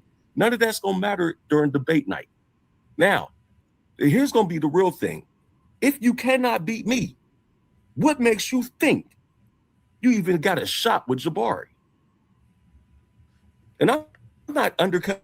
Does this guy already know that I already beat Jabari? But he's a Jabari, like, you see? Myself undercutting myself from Jabari. I'm just saying, as me, such an amateur, if you can't beat me, what will make you think you a step down? 5 steps, 6 steps down, man. Come on. You can move on and debate Jabari, this a more seasoned debater. That's all I would like to know. Since you want to, I don't get nothing from really beating you. What I get out of it? I'm just gonna be beating a regular Schmo Joe. Keep bringing the man's name up. But as we all can see from this face-to-face, y'all, he's not prepared. He's all over the place. He's using meta AI and all of that. He's conflating what the argument is. And this is all going to cost him come debate night. I ain't going to tell him nothing else. Because you have nothing.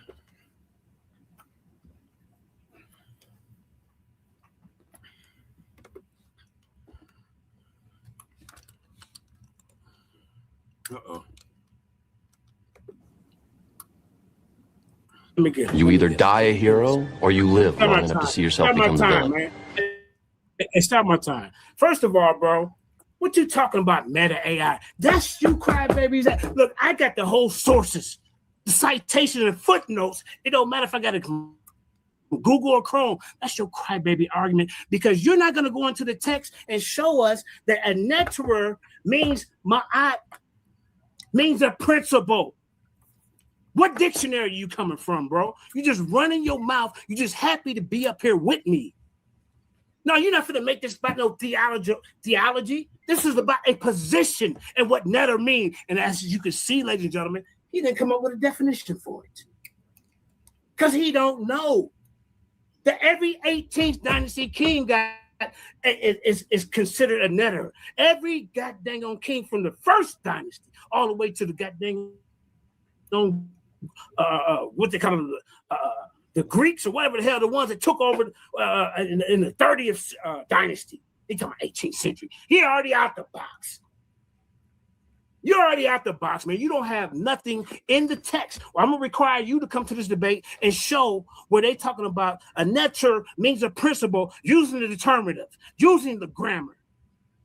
Don't try to tell me, oh, you're going to make me just hold this to theological when we're talking about a kingship, when we're talking about, because remember, ladies and gentlemen, in the first dynasty, they didn't even have no Book of the Dead or Conflict.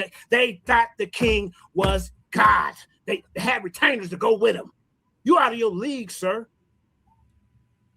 What sources? Yeah, see. Let me name some more sources I'm gonna be bringing. I'm coming from African scholars. I'm coming from the Europeans, and I'm gonna send my sources into the debate to the judges. You're trying to shift it over to how you want it to go and change this whole topic. I ain't talking about. Are you a literal human being? Because the king was a netter. You educated brother. What are we doing, bro? Now you want to ride Jabari's goddamn a group of lies. I can show you from the beginning when he had this debate when I already beat him up in the lion's den. Yeah, because this debate leads to him. You just in the way. Just like the other brother was in the way. And he's scared to come over here. Because Sarnite will be over there holding his hand. They don't have judges. They got fanfare. Just like you. You know nothing about the books. You better be coming in the pyramid text, the coffin text, showing that these kings was represented as a netter was represented a principle. I just told you in the beginning that the netter eats, he kills, he sleeps, he dies. Where you show me the principle? MT, do you even know the text? Huh? They got representative for like MJ, meaning like. They knew, the scribes knew what they was doing, bro. You're gonna get beat down, I promise you, man, because you run your mouth and you don't have no JJ, that's time. I promise you. That's time. I'm gonna give time resets. Hey, Rue, it's on you, my brother. Yeah, DMG, before you start my time, can you possibly remind our brother and our audience what the title of our debate is? Yeah. How many times are we gonna tell this idiot? I'm proving that the netters were literal beings, human being, transfigured beings. What do you not understand about that? So now we got to know what the netter mean. We got to know how it's represented in as a determinative in their grammar. What are you doing? Then if you even go to the theology, it shows you that the netter is still a goddamn king on earth. He's a horse king netter. And then when he dies, he transfigured, he becomes an Osiris, whatever his name is, Osiris, Larry Bob netter, whatever the hell his name is. This is their dogma. It's a prime example when you go all the way to the first dynasty, when they took the people with them because the king was God.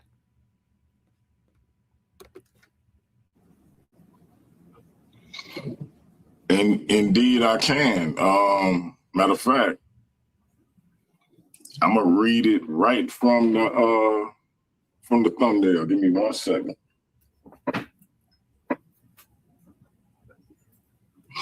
Hey, please do that, because I don't think he knows what the debate is about. Give me 1 second. I gotta go into my little library. What source you got to say that it's literal, non-literal? It's just an abstract. Do you even know what abstract is? It's justice, it's peace, it's love, all that type of stuff. JJ, they got their representation. I'm gonna beat the dog crap out of this pseudo. I promise. JJ, you had some time, sir. But then show some sources, or you just wasting my time. I already gave sources, JJ,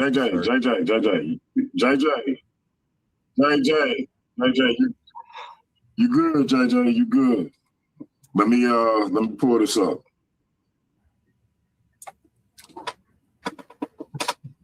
All right, hold on.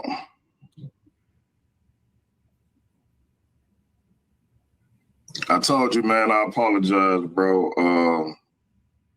I did not mean to bring out Mandinka Mali. I should have kept it at JJ. I didn't mean to bring out Mandinka Mali. Oh, no, I'm actually glad you. Did the 18th dynasty of Kemet? Okay, hey, he said he wants the mighty Mandinka Mali. So it is did the 18th dynasty of Kemet believe the Netter/Netteru were literal beings? Now, what's so hard to understand that? What debate are you in? That is the topic. I am the affirmative. You're the negative. You got to disprove my information, my sources.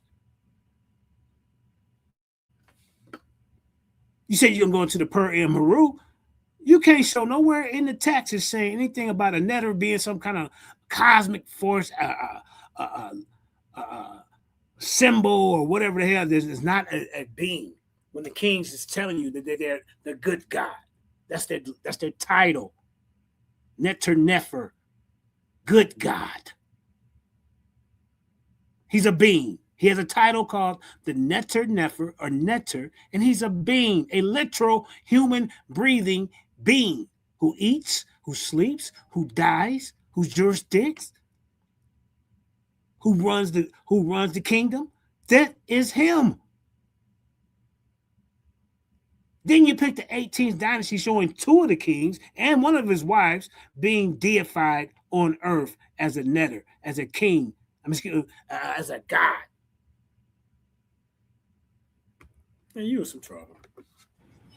Human beings. Did the 18th dynasty of Kemet believe that Neter/Neteru were literal beings? Okay. Let me know when you're ready to start talking, Hebrew. Okay. Yeah, what's a being? Go ahead. So this is why I love when you let people just go ahead and rattle off things out their mouth, because the more he talks, the more deeper he's getting into this. The funny thing is now, DMG, you have repeated actually what our debate topic is. So I'm gonna be clear. We're clear on it. You're the one that's trying to pretend like I don't know.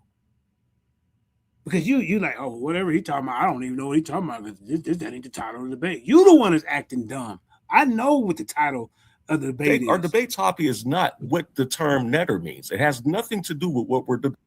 So what is it then? Is it okay? So what literal beings? What is it then? You got 3 words. Are the netter literal beings? Which one is it? What are you arguing?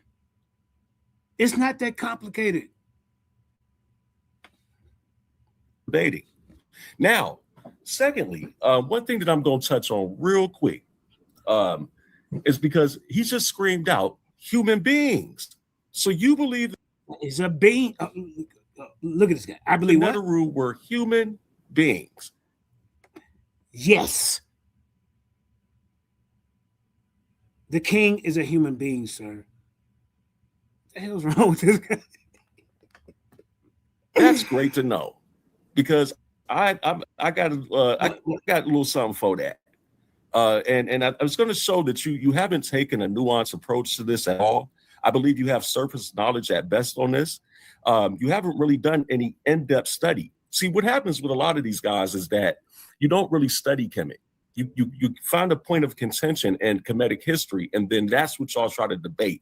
You never actually do the in-depth study, so you wouldn't really know.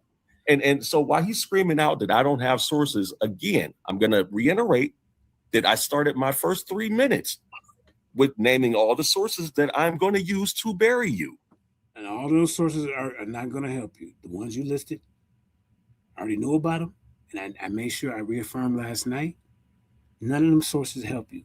You said Jan Ashman?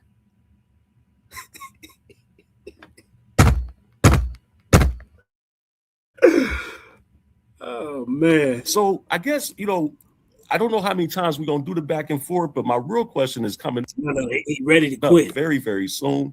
Because you know why he's ready to quit? Because he has nothing. All this tough guy talk, like you just Mr. Unstoppable. I'm gonna show you that you can be stopped. So I really would like to know, what Sunday do you want to die? That is my motto on this platform. And so at the end of the day, I'm not gonna keep playing around with you, JJ. What I'd like to do is go ahead and get this on the books. We're gonna set a date, and I promise you, bro, you're gonna be the one that should have ran when this is all said and done. Because listening to you right now, it shows me that you don't even stand a chance. Listening to you, you're trying to convince yourself that you have a snowball chance in hell, and you don't. Chance with this. You don't stand a chance at all. Okay. So if you think that you about to get up here and finesse everybody, wait. Hey, Haru. Yes, sir. Haru, I stopped your time. At 1 minute. I got a question. Yes, sir. What did you ask him what did you ask him as it relates to Sunday? What did you say? Oh yeah, I'd like to know, what Sunday would he like to die?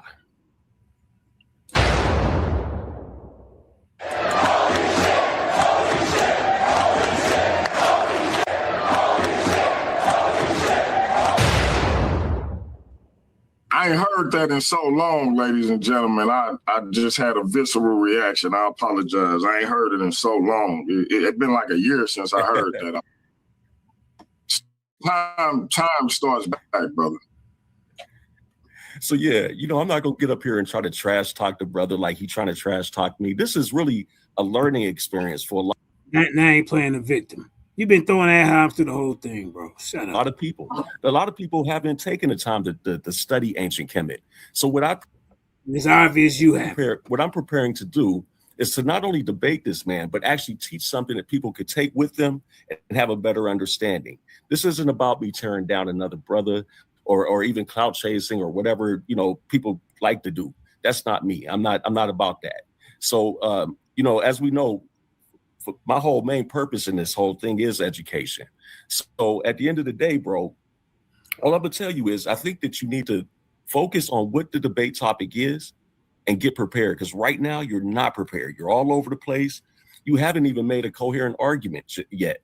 So at the end of the day, as you being affirmative, I hope you can work on that by the time we set this date, you know, before the date comes up for us to debate.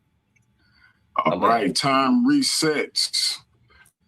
And we are on the mighty Mandinka Molly. Time starts when you start talking, bro. Hold on, hold a minute. See, this is how I know you don't, ladies and gentlemen, earlier he said he was the affirmative. Now I'm the affirmative. Which way do you want to? I didn't say I was the affirmative. I said I was the negative. I've always been a negative.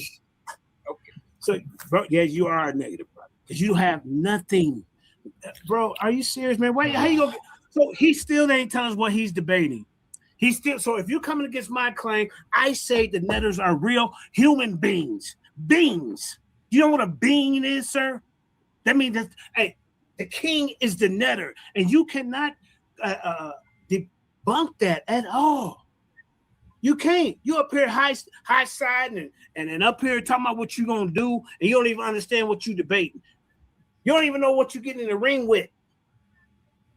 Every effective king that carries the office title. A couple of you hear that, sir? It's the office title. The king, you know what? The titles of the king are Neter Nefer, the perfect God. And the golden horse name, divine of appearance. You just sitting up here running your mouth. Kings whose names are Netter, or kings who carry the Netter title. Every king carries that. He is a literal human being. What are we doing here? What are we doing? The Abydos King List, also known as the Abydos Table, is a list of names of 76 kings. You got something to go against that? In ancient Egypt, found on the wall of the temple of Seti at Abydos, you're not ready for me, bro. You just up here, hey, I got to debate JJ 7000. Now I'm ready for everybody else. That's right. I want to get you ready for everybody else. So I'm gonna leave you enough alive to go ahead and debate everybody else. But you can put that on your resume as a famous loser. The Karnak King List. This is 61 kings beginning with a Senephra. Huh? The Tauran King List. He don't have nothing, y'all. Starts with the high column, even higher, column 2, gods of ancient Egypt, spirits of mythical kings. The Tauran King List go all the way back. Here the kings is listed as a netter.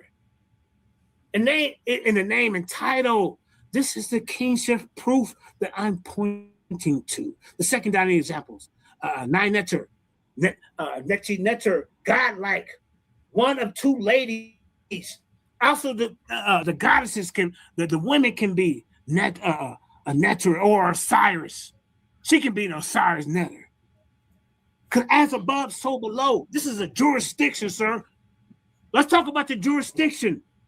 Or what the responsibility of a netter that's running a jurisdiction on Earth and in the afterlife.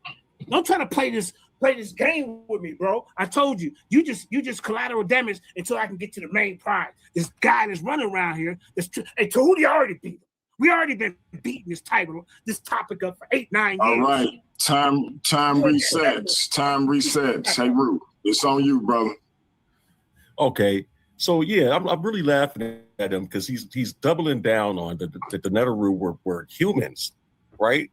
So he's going to have a problem when I start to show how these Neteru were actually merging together and forming other forms of Neteru and things like that. So humans can't merge together, and so what do you have to understand is the pharaohs, yes, they did deify themselves as a Heru. There you go. There you go. You're killing yourself. Yes, you know they did. Yes, if he's deified, he is a netter. He is a god. I mean, bro, you double talking. Y'all see this? Y'all listening to him? He's confused. Or us are in the afterlife, but that doesn't, bro. That's just what that don't what? That don't what? What that don't do? You killing yourself. Exposing your surface knowledge right there. And I said this. You're not ready for this debate, JJ. You up here making all this ruckus, all this fuss for no reason, man. No reason whatsoever. I mean, at the end of the day, you're gonna have a hard time explaining a lot of things once I get into the nuance of this whole thing. And I can tell you right now, based on what you're talking about, based on the sources that you're bringing, you're not going to be able to answer a question that I have for you in the Q&A. The Q&A is where a lot of debates is won and lost, bro. And I promise you, I think I'm a 3-0 you. And that's real talk, just based on all the stuff you're talking about right now. If you really think that the Netter and Netteru were human beings, there y'all go. Y'all go. So now you got to prove that the kings were not netters. Why would they put Netter Nefer in front of their name? Why? You got to be dumber than a box of rocks. This guy got to be dumber than a box of rocks.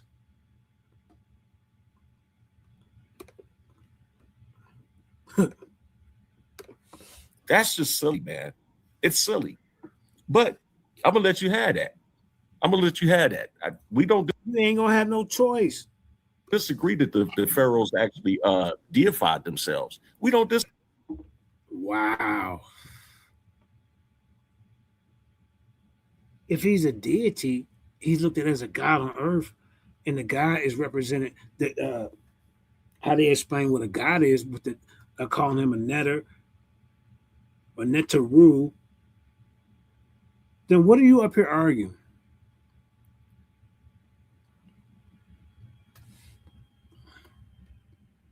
Disagree there, but where you, like I said, where you gonna have a problem is when I start showing you how these different netteru merge together to form something else, and it in the duat in afterlife,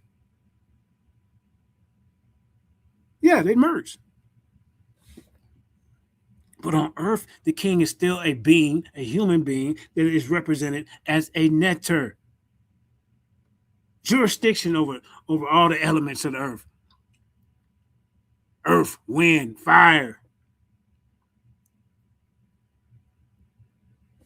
Man, I don't know where they find this. And it was used to explain a whole nother set of principles of things and aspects of nature and cosmic forces and things like that. See, he think netter means aspects of nature and just cosmic forces. My argument is that the king is a literal. The netter is a literal being, whether he's a human being or whether he's a transcendent being. What are you talking about? You got to debunk that. You got to explain why come every king got netter in front of their name? If I'm a basketball player, that don't make me a literal human being. Basketball players are literal beings.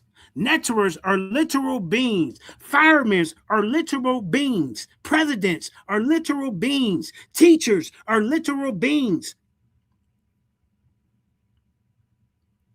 It's a description of what that person is, or what they're doing, or what. Oh my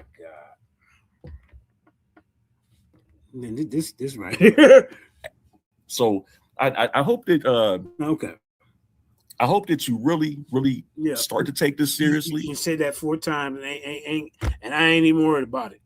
I'm not even worried about it. But then again, I don't expect you to. And if you don't, that's just going to be a sad Sunday for you. Oh. I promise you that. One thing that I am going to highlight, because like I said, I don't like to spend too much time, just talking nonsense, with people. And I like to really stick to what the information is really going to provide. And so one of the things that I want to leave with in this last few seconds here is that when you look at the Asar creates the same problem. Like when you think about this, the deceased becomes Osiris. Well, how can 1,000 dead Egyptians become Osiris? You know what I'm saying? This makes more sense as a participation or transformation divine entity than one exclusive literal person. And I'm just going to leave just as that, just to leave an example of how I'm going to destroy your whole rhetoric, bro.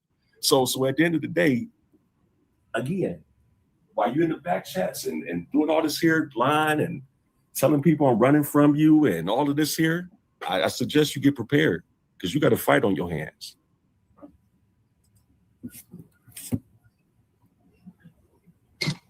All right, time resets, and this will be JJ last turn in this portion, and then I'm gonna have a question for each of y'all, and I'm gonna let y'all close out, and we're gonna get up out of here. I might bring one or two people up to ask y'all a question to give y'all a comment. But it's on you, Mandinka. Time to start when you start.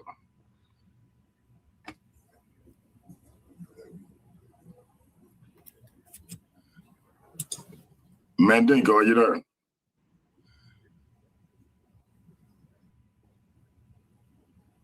Mandinka. Yeah, I'm here. My mic was muted. My mic was muted.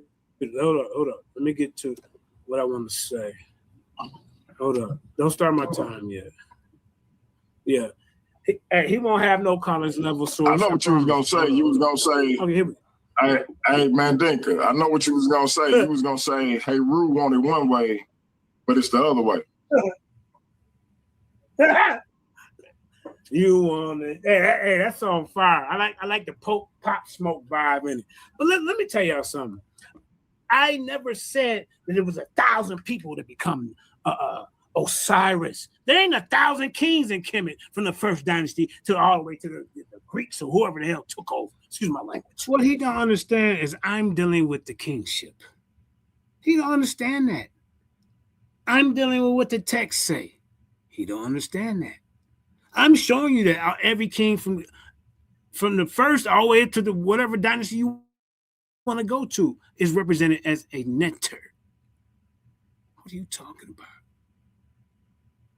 You better be prepared to deal with that when I go into the text and show you every king from the 18th dynasty got this in front of their name. So you tell me, what's the definition? The king is nature that eats, sleeps, kills, prays, does all of that. A principle cannot do none of that. An aspect of nature cannot do none of that, sir. What the hell's wrong with you? So basically, like I said, it's my time shot. Egyptian theology is consistent. Principle exists, nature exists, but guess who controls it? The neter. He controls the now. He controls judgment. Both are owned by a person. Ma'at is principle of truth, and goddess, who is the daughter of Ra, who wears the ostrich feather. Happy is an induction event, and the fat man who lives in the caravan. Shu is the heir, and a man who holds the sky with arms. This is why you have the pyramid text utterance 273 to 274 where King Eunice hunts. How does a principle hunt? Ladies and gentlemen, when you come to this debate, we talking about the real, we talking about the real dogma of these people. This is why they had retainers, because they believed the king was that part. He was that guy. Lassos kills, roasts, and eats. And other neter rules. That's a battle. That's a war. He eats their bodies to get their power. A principle can't eat. You eat what they are. You become what you eat. If neter was just a principle, you would learn it, not eat it. Uh-oh, say it again. You would learn it, Heru, unconsciousness. If neter was just nature, you would stand in it, not eat it. The Egyptian ritual is eating, clothing, anointing, because God had bodies that need these type of things. The king, as Horus, feeds them. Uh-oh. Did the king Horus on earth? He's the same neter. He's a neter. Huh? I'm going to beat the crap out of you, man. You just happy to be in the ring with me. The king as Horus, feed them as good God on earth. Oh, my God. And when he dies as Osiris, he is about 1,000 Osirises. I never said that. He is fed by the new horse. That chain is economy law and physics at once. You're not ready for me, I promise. But not now. See, why is she putting you in front of me? Where you find this guy? Indigenous. I told you I'm gonna do him in this preliminary. No text ever says netter is only symbol. Show me that. That's your responsibility when you come to the debate in front of me, because Jabari can't do it. You just in the way. Every text says netter has a body. You can see. Name you. Can you name one stele that and a heart that you could feed? The principle without person cannot be fed. Right. Poison. Get Time drunk. resets. Oh, I'm gonna beat the crap. Time resets. All right, Haru. This will be your last 3 minutes in this portion. Yeah. Time to start when you start talking. All right, my brother. Well, you know what? I'm not going to get up here with a bunch of flim-flam for this guy. You know, I actually appreciate him for coming on today, you know, taking the time to discuss the logistics. And, you know, that's what really... I told you, he don't have nothing. All he's telling y'all what he going to do. I better prepare. Oh, don't take him lightly. You have nothing. You still ain't defined what your definition of netter is. Today was about setting the stage for the actual debate. Now, I did hear a few things that definitely caught my attention, and it sounds like my opponent is prepared to argue that the Neteru were essentially literal human beings or divine humans. If that is the topic, he's going into this debate acting like he don't understand the topic, man, because he know he's caught up. He know he's caught up. His position, I actually welcome it, because that's exactly why debates actually exist. Claims like that have to be demonstrated, not simply asserted. One thing I want everybody watching to remember is that history isn't determined by who speaks with the most confidence. It's determined by evidence. It's evidence determined by methodology, and it's determined by whether the sources actually support the conclusion being drawn from them. I'm not interested in debating assumptions. I'm interested in actually debating what can actually be established from the historical record. So between now and debate night, I encourage everybody to do your own homework, read the sources for yourself. Don't rely on, memes or nonsense on social media. Don't rely on AI summaries. Read the actual primary text. Read the Egyptologist works. Compare the interpretations, and then come back and watch us put those interpretations to the test. Because on debate night, this isn't going to be about personalities. It's not going to be about who talks the longest or who can make the loudest claim. It's going to be about whether the affirmative can actually meet its burden of proof. Can they demonstrate that the people of the 18th century understood the Neteru the way that he claims them to be as real people? That's it. Real people, real human beings. The king is a netter. He's a human being, you idiot.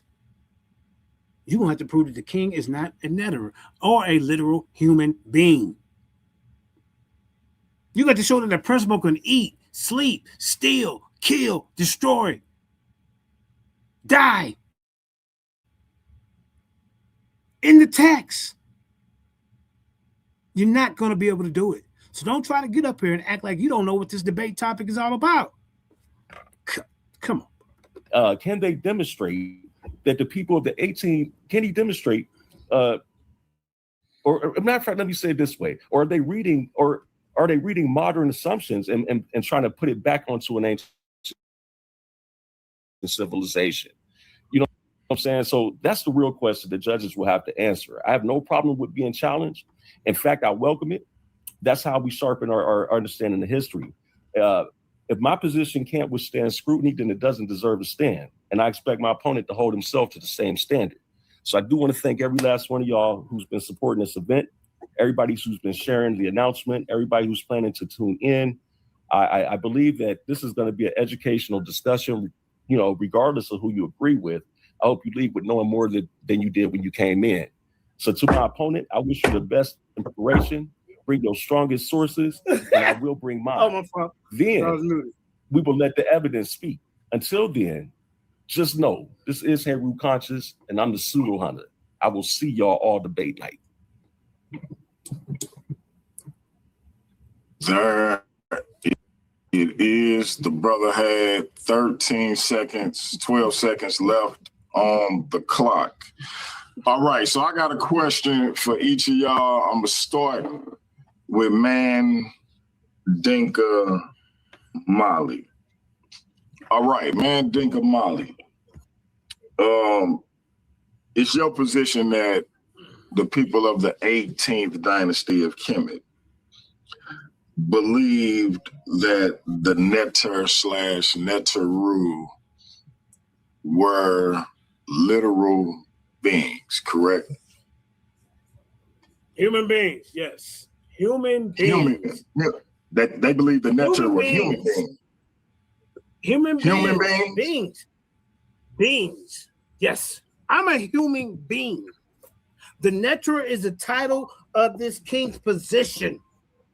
We're not going to play these semantics and word games. I'm going to show you all through the text. Every king is listed at a Neter. And you will never see a determinative where it's going to represent an abstract idea. Ma'at, love, justice.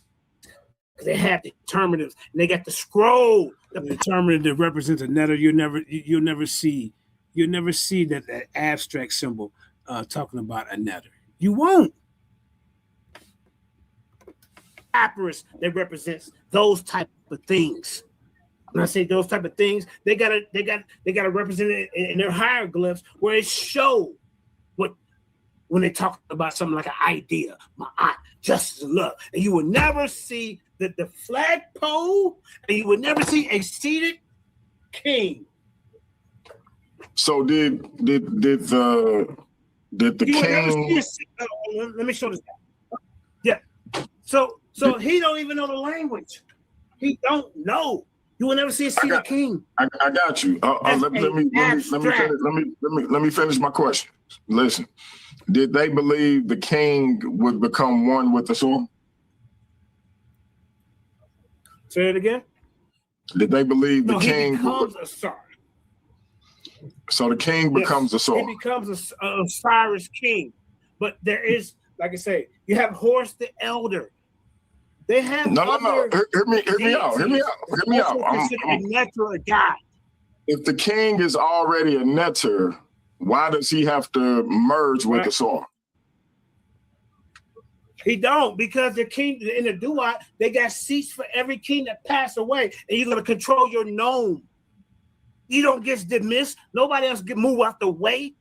It's an eternal kingdom that keep growing and growing and growing. This guy know nothing about it. I'm gonna beat the brakes off you. So the king know nothing about it. You just up there with Heru unconsciousness. So the king doesn't become one with the soul. He becomes part of that Duat, that kingdom. You see, they saying in the audience, you don't know what you're talking about. They throwing bombs for 7,000. Bro, you out of your league. Then you want to hear her and cheerlead for Jabari? You can't get past me. You ain't nothing but, you ain't even a stepping stone, bro. You're not. You hear him saying, get him, JJ? Ain't nobody rooting for you. Can I ask you a question? Hold on, hey Ru, I got a question. I got a question for you, hey Ru. Yeah, but I'm just trying to figure out what's up with all. Just trying to figure out. I wasn't done yet. I wasn't done yet, sir. Hold up, JJ. I'm going to Hey Ru with my question. I'm going to Hey Ru. I'm just trying to figure out what's up with the ad hominem attacks, bro. I haven't attacked this man once. What's up with all that? Stop. Ain't no crime, man. I'm a man first. Crime. Let's behave like men. You acting like a child. Psychological warfare. Hey Ru. JJ, mute out. JJ, mute out. Mute out. JJ, mute out. Mute out. Yeah, I got him already. JJ, let me mute out. JJ, hey Ru, you see he got a big smile on his face. Don't fall for it. Don't fall for it. I'm not falling for it. I just think that he's making a fool out of himself, and I'm just trying to figure out why. It's unnecessary. JJ got a more of a strategic mind than people think. That's why he got that big Joker smile on his face. He's trying to get you in your body. I got a question for you, though. I got a question for you.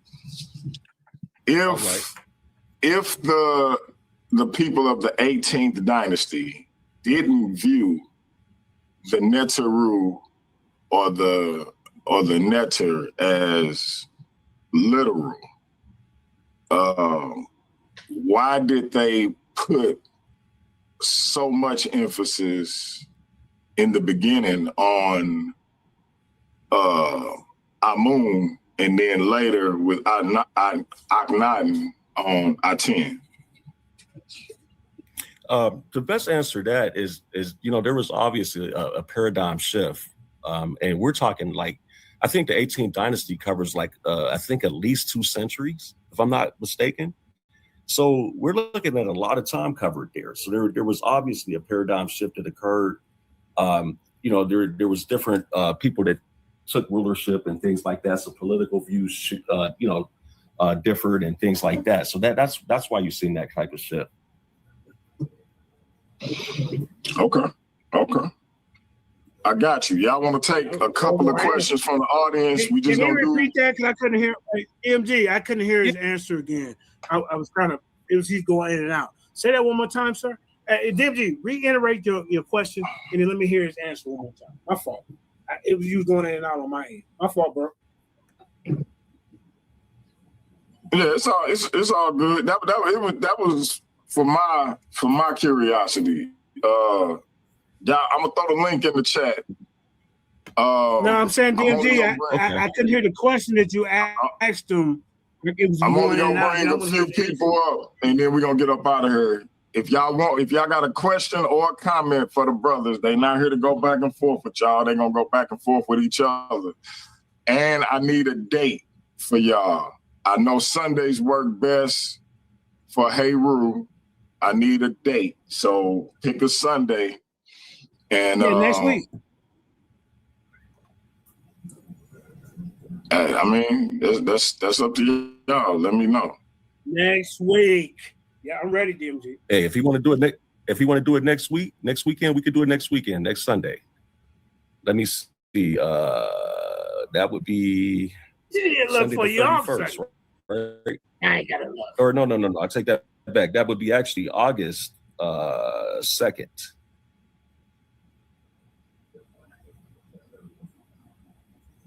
Oh no, next week I take that back. That'll be the 26th. Would be for the debate night. I ain't got no problem with it. I know you don't. You're gonna have a problem with it when you show up Sunday. I promise. Yeah. I got Indigenous on the phone, DMG, because he want to when you do the question panel thing. He got questions for both of them. So whenever you're ready to do that, anybody want to come? All right, shout out to my master teacher who taught me everything I know. Master teacher. And everything that most people in these black YouTube streets know, the indigenous black man. Thank you. Yeah, I appreciate it. He never gives me an introduction like that. He just knows the rules, bro. Dang, I gotta do better next time. Can you hear me? We hear you, brother. We hear you. Brothers, these are. I just want to say this, to everybody. I want y'all to know that y'all messing with this guy who started these arguments. Now, my first question is, JJ, why are you up here picking on these people? Because we know you started these arguments, 8 years ago? Facts.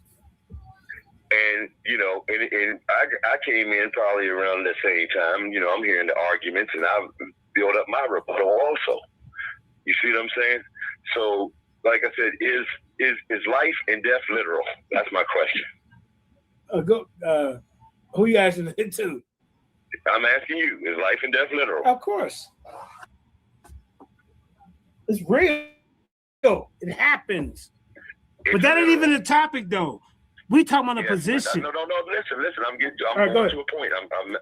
Ask him. Now, if you're talking about human beings, then these people lived and died, but they were deified into that status, and then the afterlife, which you're taking these pharaohs or these deified netters that they called themselves and made the people call them. It's not like the people gave them that name.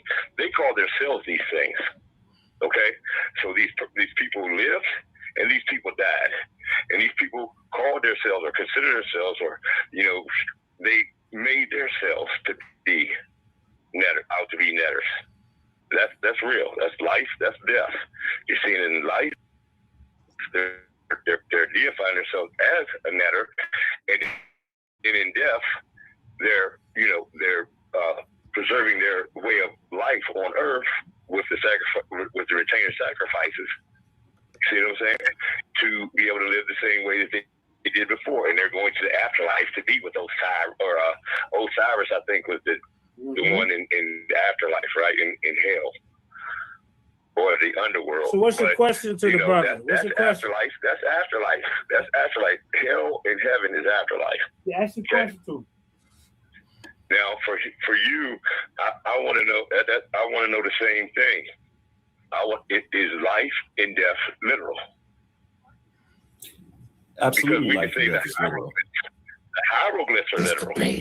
You know, I mean, these things these steles that talk about these things are literal. You understand? Well, let me. Steles and in hieroglyphs. So when you're dealing with life and death, just because the person's dead doesn't mean that that's not a literal person. Bing. Or he was not literal. Okay, so hold on. Well, let me finish answering you though, because I've heard what you said to JJ. All right, go ahead, brother. I just want to fully respond to you, because the thing is that if you want to just use Asar and Haru, because that's the only two netters that you guys are using, there were way more Neteru than that, and some of these Neteru merged together. So what human beings can merge together? Oh my God. Okay. Well, you talking about like the Greeks merging them together and making like Zeus and going down the line like that? Or you talking? Sticking on Earth. We're talking about what's on Earth, bro. What's on Earth? JJ, I'm trying to answer. The king was a netter on Earth. Let's start there, and then what they believed, how they transcended in heaven. That's a different story. We know on Earth these were real beings. JJ, let Haru answer the question. Yeah, because Michigan, you don't know what the heck you talking about. Come on, man. Will you mute your mic, bro? Seriously. No, this is an open panel for questions, bro. But he's asking me a question. Oh, stop crying and answer. You stop talking. Crying and answer. You interrupt the champ. Stop talking. Mute your mic, bro. I didn't say a word. Well, tell me to mute my mic. Answer the question.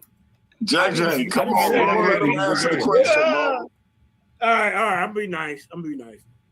So again, you guys keep referencing the kings, whether it was king or queen, that deified themselves as Haru on earth and Asar after death. You guys are not talking about all the other Neteru. What all other Neteru? All the kings were netters. It don't matter. It don't matter, sir. The title is are the netters of the 18th? How to go? Did they believe in the 18th dynasty that the netter, see that, were literal beings? Even if I just show you one, the debate's over. Well, I'm gonna show you more than one. Now you can go talk about plants and animals and everything else. The title was talking about beings, sir. That's what you got to debunk, because you said that's not true. But then in this preliminary, you still admitting it. You confused, bro. Like for you to explain to me. Let's take Mayat. Mayat wasn't just a. Hold on, Mayat. JJ, stop. Mayat was not just a woman with a feather in her head. Mayat was actually a representative of justice. ballots, you know, things like that. You know what I'm saying? So what I'm trying to get y'all to understand is that you cannot just say exclusively that just the king was just the netteroo on earth. That's complete. What do you say exclusively? The title is we're dealing with the king. We're dealing with beings, a human being. We're dealing with the king. We're dealing with his title. If he was the president, he still would be. Is the president a literal being? Let's put president right there. Is he? Michael Jordan, the basketball player, is he a literal being? Is the king a literal, is the netter a literal being? So now we're dealing with, okay, well, damn, that describes some human beings. I don't know what this dude doing. You got false teaching, and that's not the teaching of Kemet. That's not. I don't even know where you guys got that from. I said the king is the netter, period. What are you talking about? All right, before we ain't no regular human beings is netters. No, hold on. Hold on. We got other people on the panel. Let's go to Jose Francis, the ice smiter. Yes. Now, I want to ask JJ a question. In the back chat, look at this idiot. Look at this idiot up here. He just got slapped around and got the nerve to come back on stage for me. Was no abstract. All of a sudden, he knows that they're abstract. So when did he learn that? Okay, now this idiot asked me a question. Watch him keep interrupting. Bro, what do you? Hold on, let me tell you something, bro. No. Answer the question. Answer the question. Shut your mouth. How am I going to answer than you running your jerk chicken eating lip? Yeah. Answer the question. You don't want to hear the extra talk. Answer the question. I know you bitter about. Listen. Answer the question. I know you. Answer the question. Shut your mouth. Now, how can anybody calling me crashing out and this dude keep talking about answer the question? I don't have to start it off how you want me to, loser. What the hell wrong with you? This is not your time to. No. What do you mean it's not my time to speak, you idiot? You just asked me a question. I mean, you gotta be dumb in a box of rocks. Hold on, y'all. Coming up here messing up the show.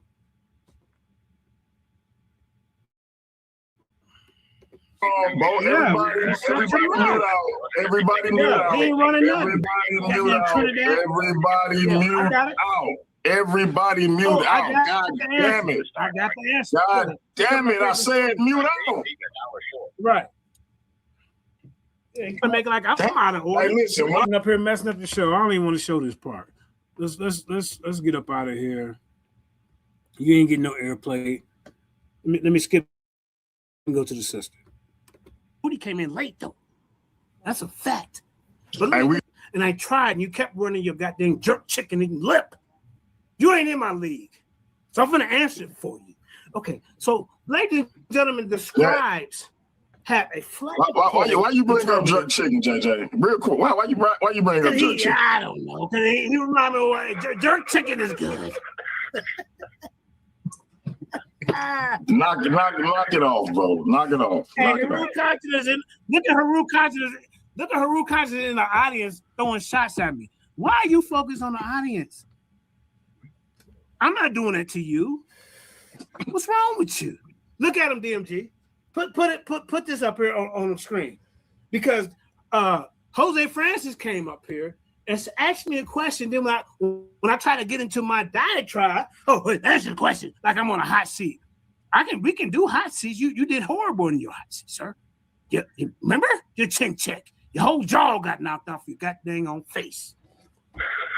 The whole source was going on my side, sir, and you was intellectually dishonest. So don't play with me like you up here some kind of gangster debater. I'm that guy. Indigenous is that guy. Lions Den is that guy. We produce champions. Me and Tahuti been beating them up on this topic for years. Tahuti came in late though. That's a fact. Hey, we got somebody else on the panel as well. What's your answer, bro? Let me deal with his question. Let me deal with Francis' question. Say it again, Francis. Go ahead. Jose Vega Francis. Say it. Say it again. Show your face. Now, Don't see let the me whites of repeat your that. eyes. Hold on. Let me repeat this since you're not paying attention. When did you learn about abstract concepts? Because initially you said there were none. Hey, thank you. No, I never said that. I said there's no abstract concept that represents a nectar. Get it right if you're going to say it. It's your banana eating lip. Yeah, that's the question. Okay, so the whole argument was, like I say, now you got to go to the beginning of this. This was never no literal. It was always when the battle started in the lion's den, when Jabari used to come over, and then I recruited Tahuti. This was an argument. I said, bro, because I caught him praying to I said, what are we doing here? You talking about the Hebrew Israelite? This is when I was a Hebrew Israelite. You said, man, we spooky. We praying to gods that ain't even real. I said, well, I just caught you praying on your goddamn comedic ascension. Shout out to Jabari in this channel. I got you. He said, oh, no, man. I'm just praying to a principle. I said, what in the heck is going on?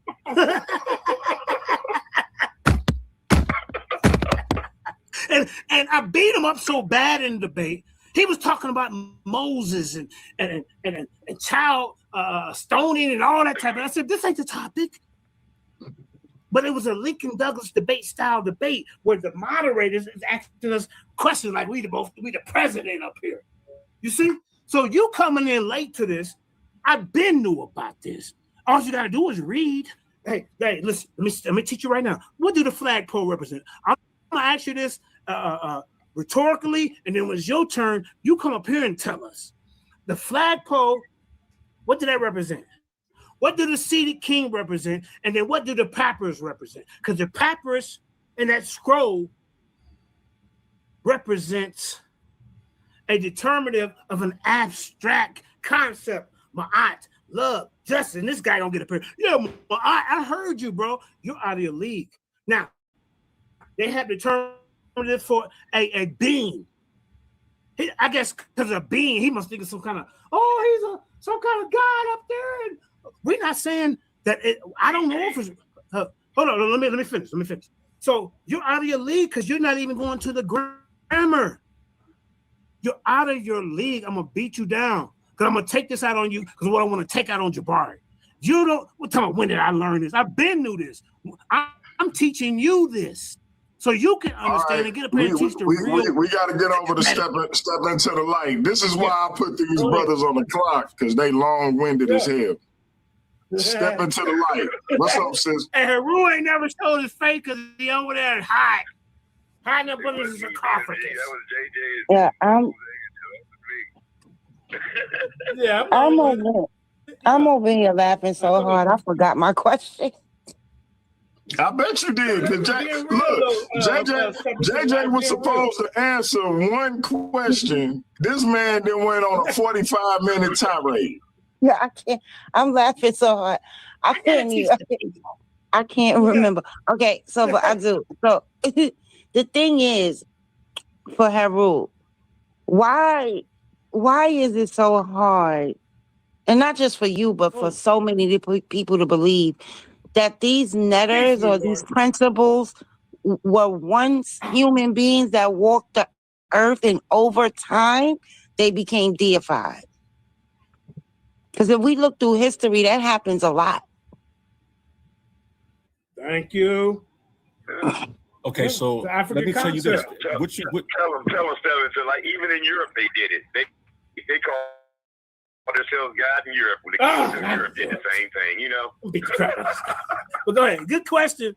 Ask me that too. Go ahead. Let's just see this guy's answer. Hold on. Can you repeat your question again? I said, why is it so hard to believe that these netters or principles, whatever you want to call them, were once humans that walked the earth and became deified by the people over time? You see the people merge them at some point. So why is it hard to believe that these were people? That's like in 500 years, somebody comes back and they be like, Haru was once a person. They're gonna be like, no, he was just a person on a principal on YouTube, but literally you're a person. Well, let me tell you this: it's not about belief with me. There's no evidence to support that these were actual, real people. Can you point me to that? I mean, there's no evidence to prove a lot of things. There's a lot of consensus, and that's what people. There is evidence. I just told you he's the king. Start with the kingship. Start with the title they got right next to the name. Oh, come on, bro. Who sat in the room and came up with, like, nobody was literally there. But if you look at the things, they actually, it looks like diaries of these people. Like, they wrote about them. They wrote about them, but we don't pay that no mind.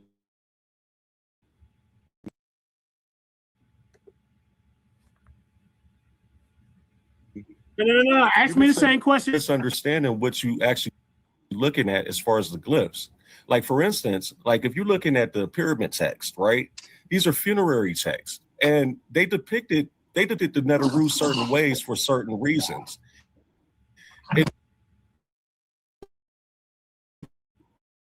It wasn't to say that these were actual real people, or that you know they're trying to give you a full cinematic view of something. Like,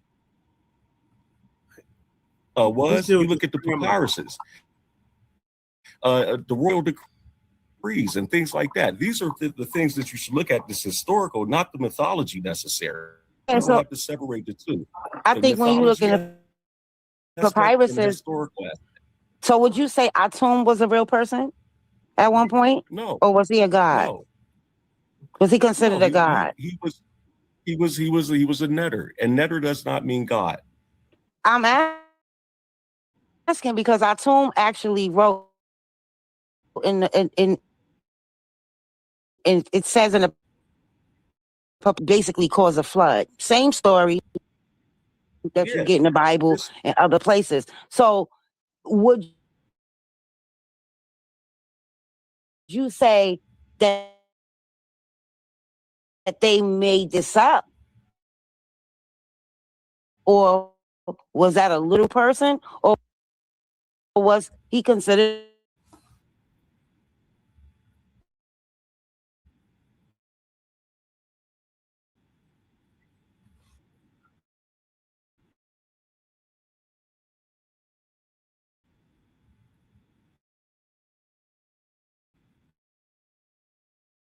Neteru are? And so at the end of the day, like I brought up earlier, when you get Neteru that actually merge together to become a whole different Neteru, you even have it where you have like Amen Ra, you have Het Heru, you have there's many of them that merge together. You have the trio of Amen, Ra, and Tahuti. You know what I'm saying? So if these were real people, how could they come together? How could they possibly come together? I'm asking you, did they merge themselves, or did the people over time merge?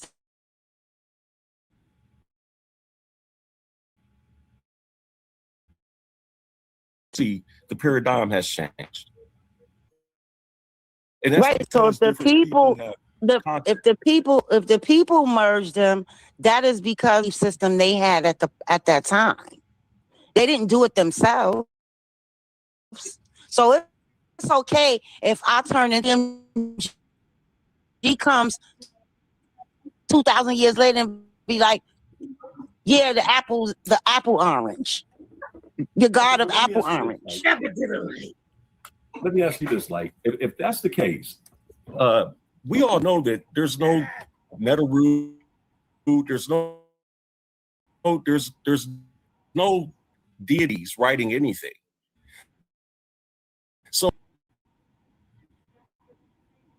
that's been like Well, that's I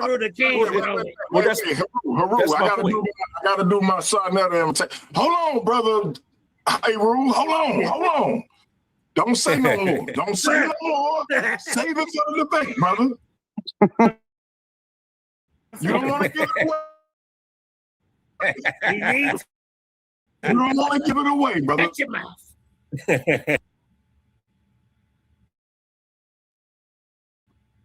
They trying to jump you up here, brother, and we not gonna let them do it. I am not trying to jump nobody, but that's just my question. Every time I hear this argument,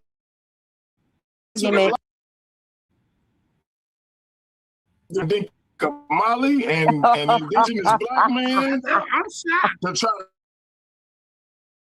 to take down a conscious. But DMG, I always ask them this question because it's obvious. The earth. Look, they did it to Jesus Christ. They do it all over the world. They've done it throughout history. And then these people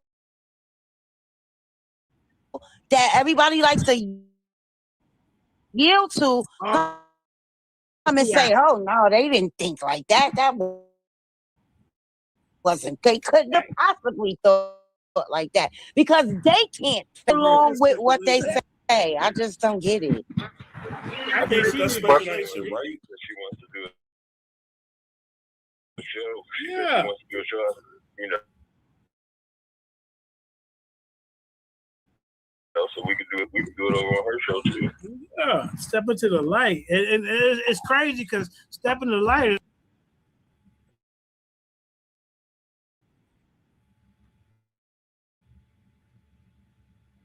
I always gave JJ a hard time.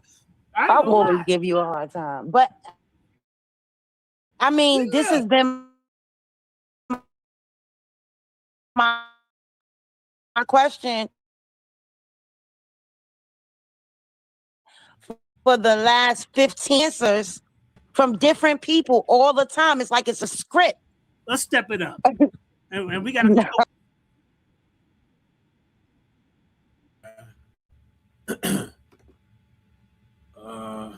Not this tab. Hold up.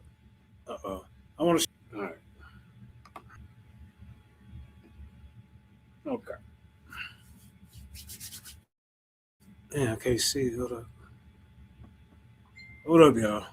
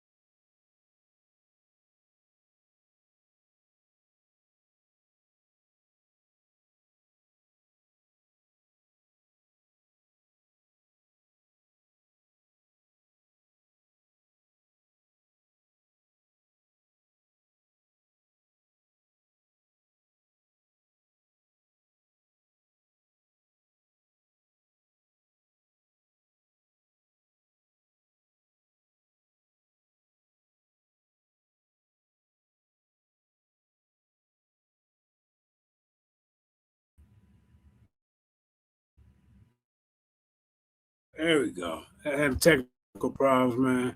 I was gonna show y'all something, but I don't know. Let me tell y'all. I wanted to show y'all. Let's see if it come up. Download. Okay. All right. Let's see if it let me share this. Hold up, y'all. We don't get up out of here. This last little share right here. Because this one, you know, for this debate. All right. Can y'all see that? Yeah. All right. Okay. Hold on. Let me blow this up. All right. So, like I say, ladies and gentlemen, let's take a look at this. There is no abstract determinative for netter. Grammar proves netter is a divine being, not a principle. Y'all see this on the stage? It says, Egyptian scribes use determinatives as silent classifiers. Can y'all hear me? Make sure y'all can hear me. It says, okay, yeah. All right. So you got to get around this. Egyptian scribes use determinative as silent classifiers. R8 flag equal netter God. That's right there. Here. A40 seated God, divine being. Right? My fault. I want y'all to see this. Y1 papyrus roll, like I said, papyrus roll, abstract concept. Netter never, look at this, y'all. Netter never takes Y1. That's Y1 right here, y'all. Never. See plate below. Let me see if I can blow it up. Wait a minute. Let's see.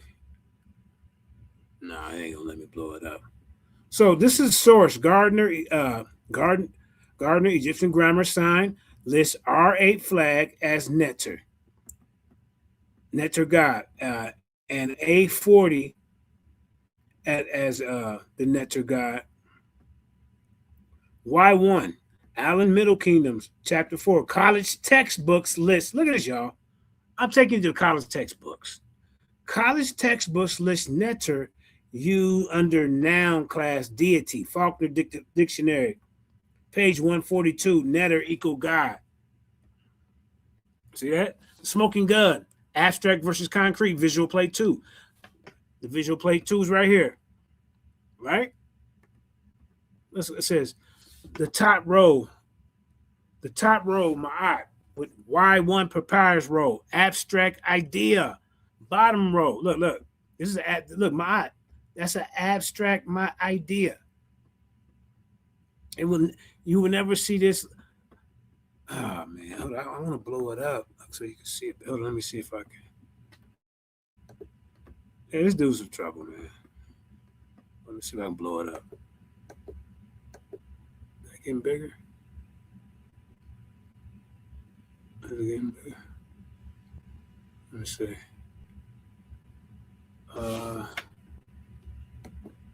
Oh, it might be too big. Hold on, let's see.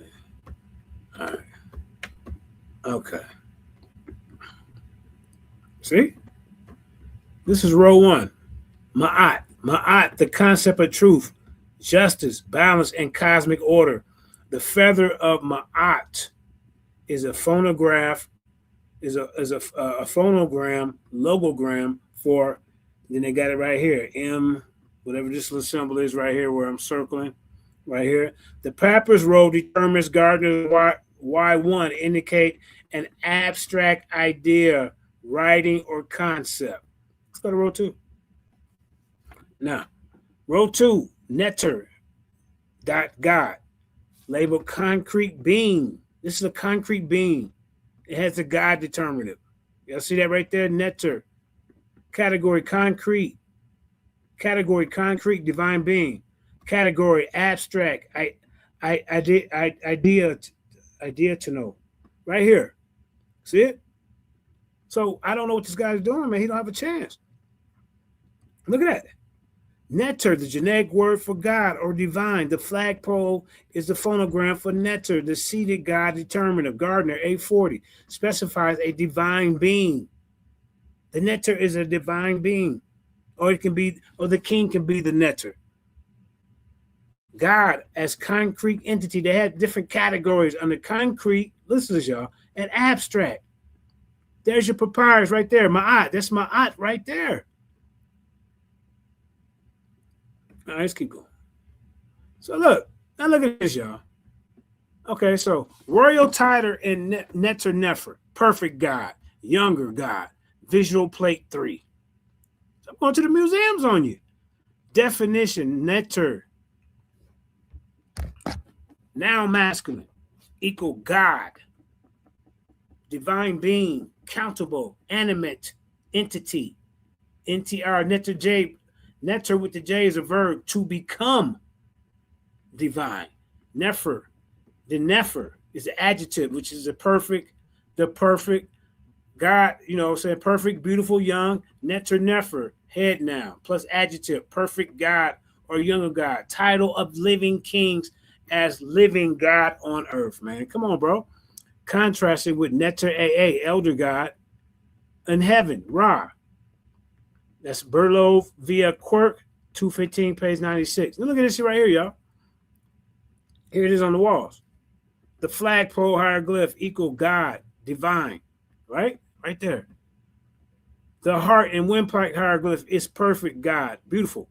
The seated God determinant equal specifies a deity or a divine being. This is what it is. Look. So, Neter Nefer equals perfect God, younger God. Title of a living king. Title of a living king. The king's title is Neter. The Neter is the king's title. The king is the Neter. Transliteration, meaning the phrase combines Neter, God divine, plus Nefer, perfect, beautiful, to form an epithet meaning the perfect God or the younger God. This title was used for the living pharaohs, affirming his status as the living God on earth. And this debate over. Here's a role. As a royal titulary, Neter Nefer was used to refer to the reigning king. This is the Neter Nefer is the king is the Neter Nefer, bro, brothers and sisters, emphasizing his divine nature and youthful, vigorous perfection. The seated God determinant confirms the word relates to the divine, marking it as a title for the king as deity. Material, carved sandstone temple wall, New Kingdom, Egypt, 1300 to 1100 BC. All right.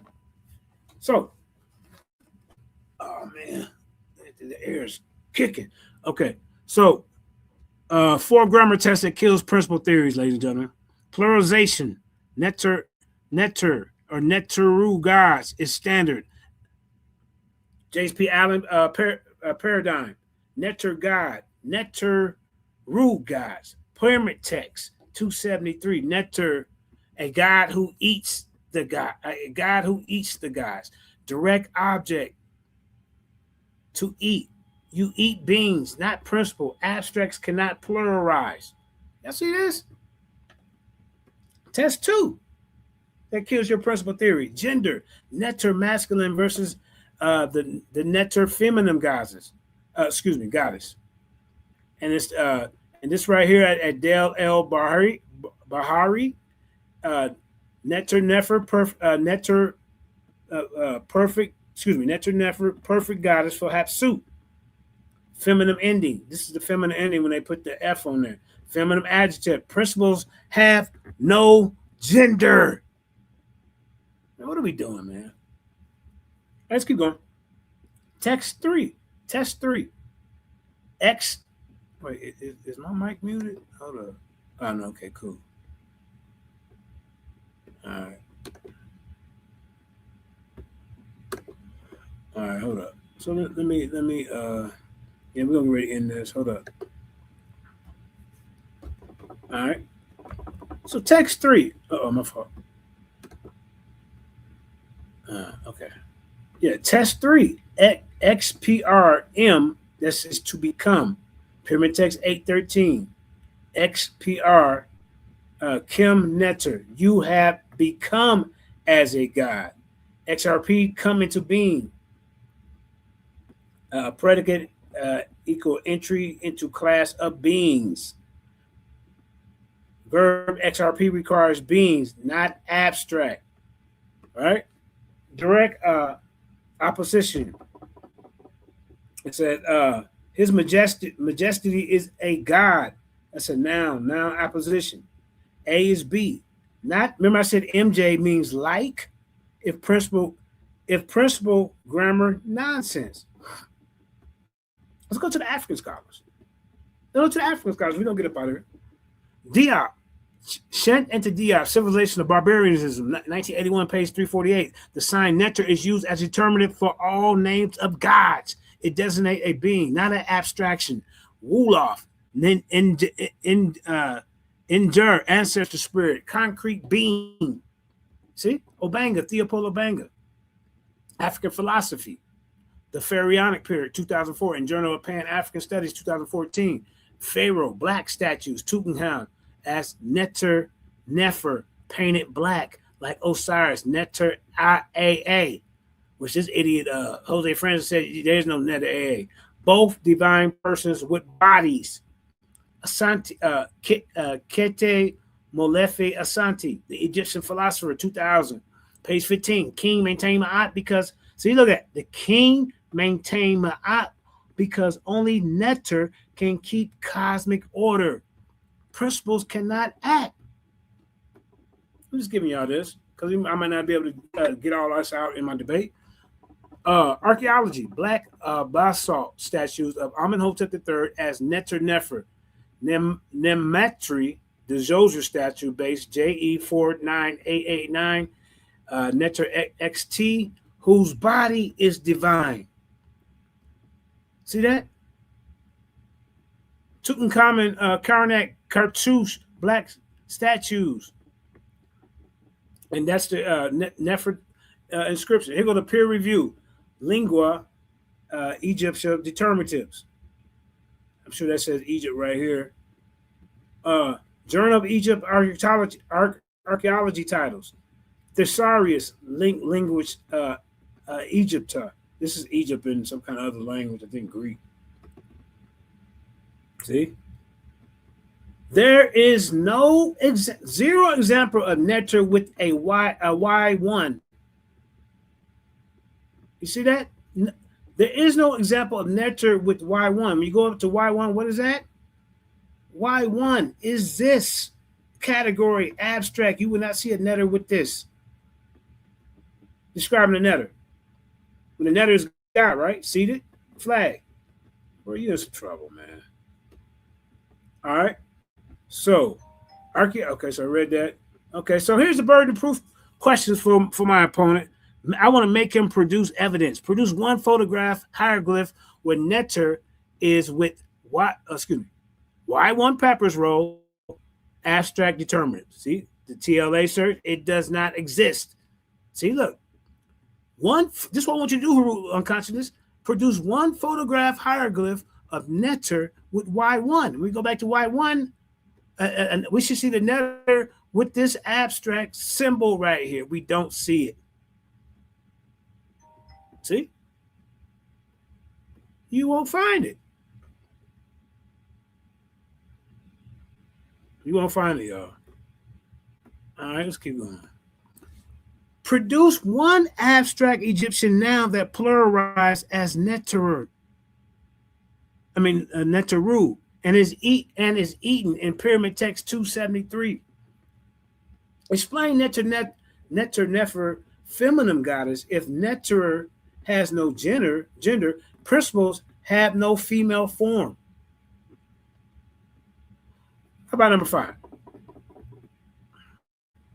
Why does Neter take the seat of God determinative? A40. When you go up to A40, look, A40 is right here, right? Right? Bam. A40 determinative. See that? Y'all see it. Let's keep going. Uh-oh. All right, let's keep going. We're going to get ready to get up out of here. I wanted to show that. But, got nectar right there. I wanted to show it. Okay, hold up. So, here's another burden.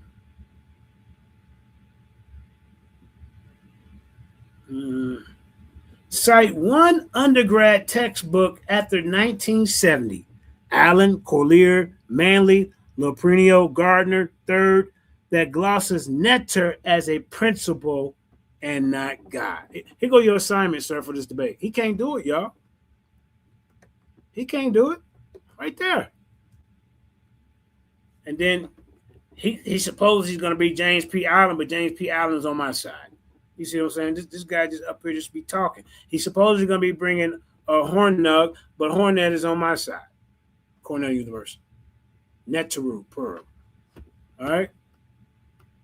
So, I mean, this kills you right here, bro. Because this talking about we don't need to deal with grammar. Oh, yes, we do. Because you got to know what we're talking about. And you will not find a netter described in the category of abstract or some kind of idea. You're going to find it over here in concrete divine being. You see what I'm saying? This dude's out of his league, bro. Brothers and sisters.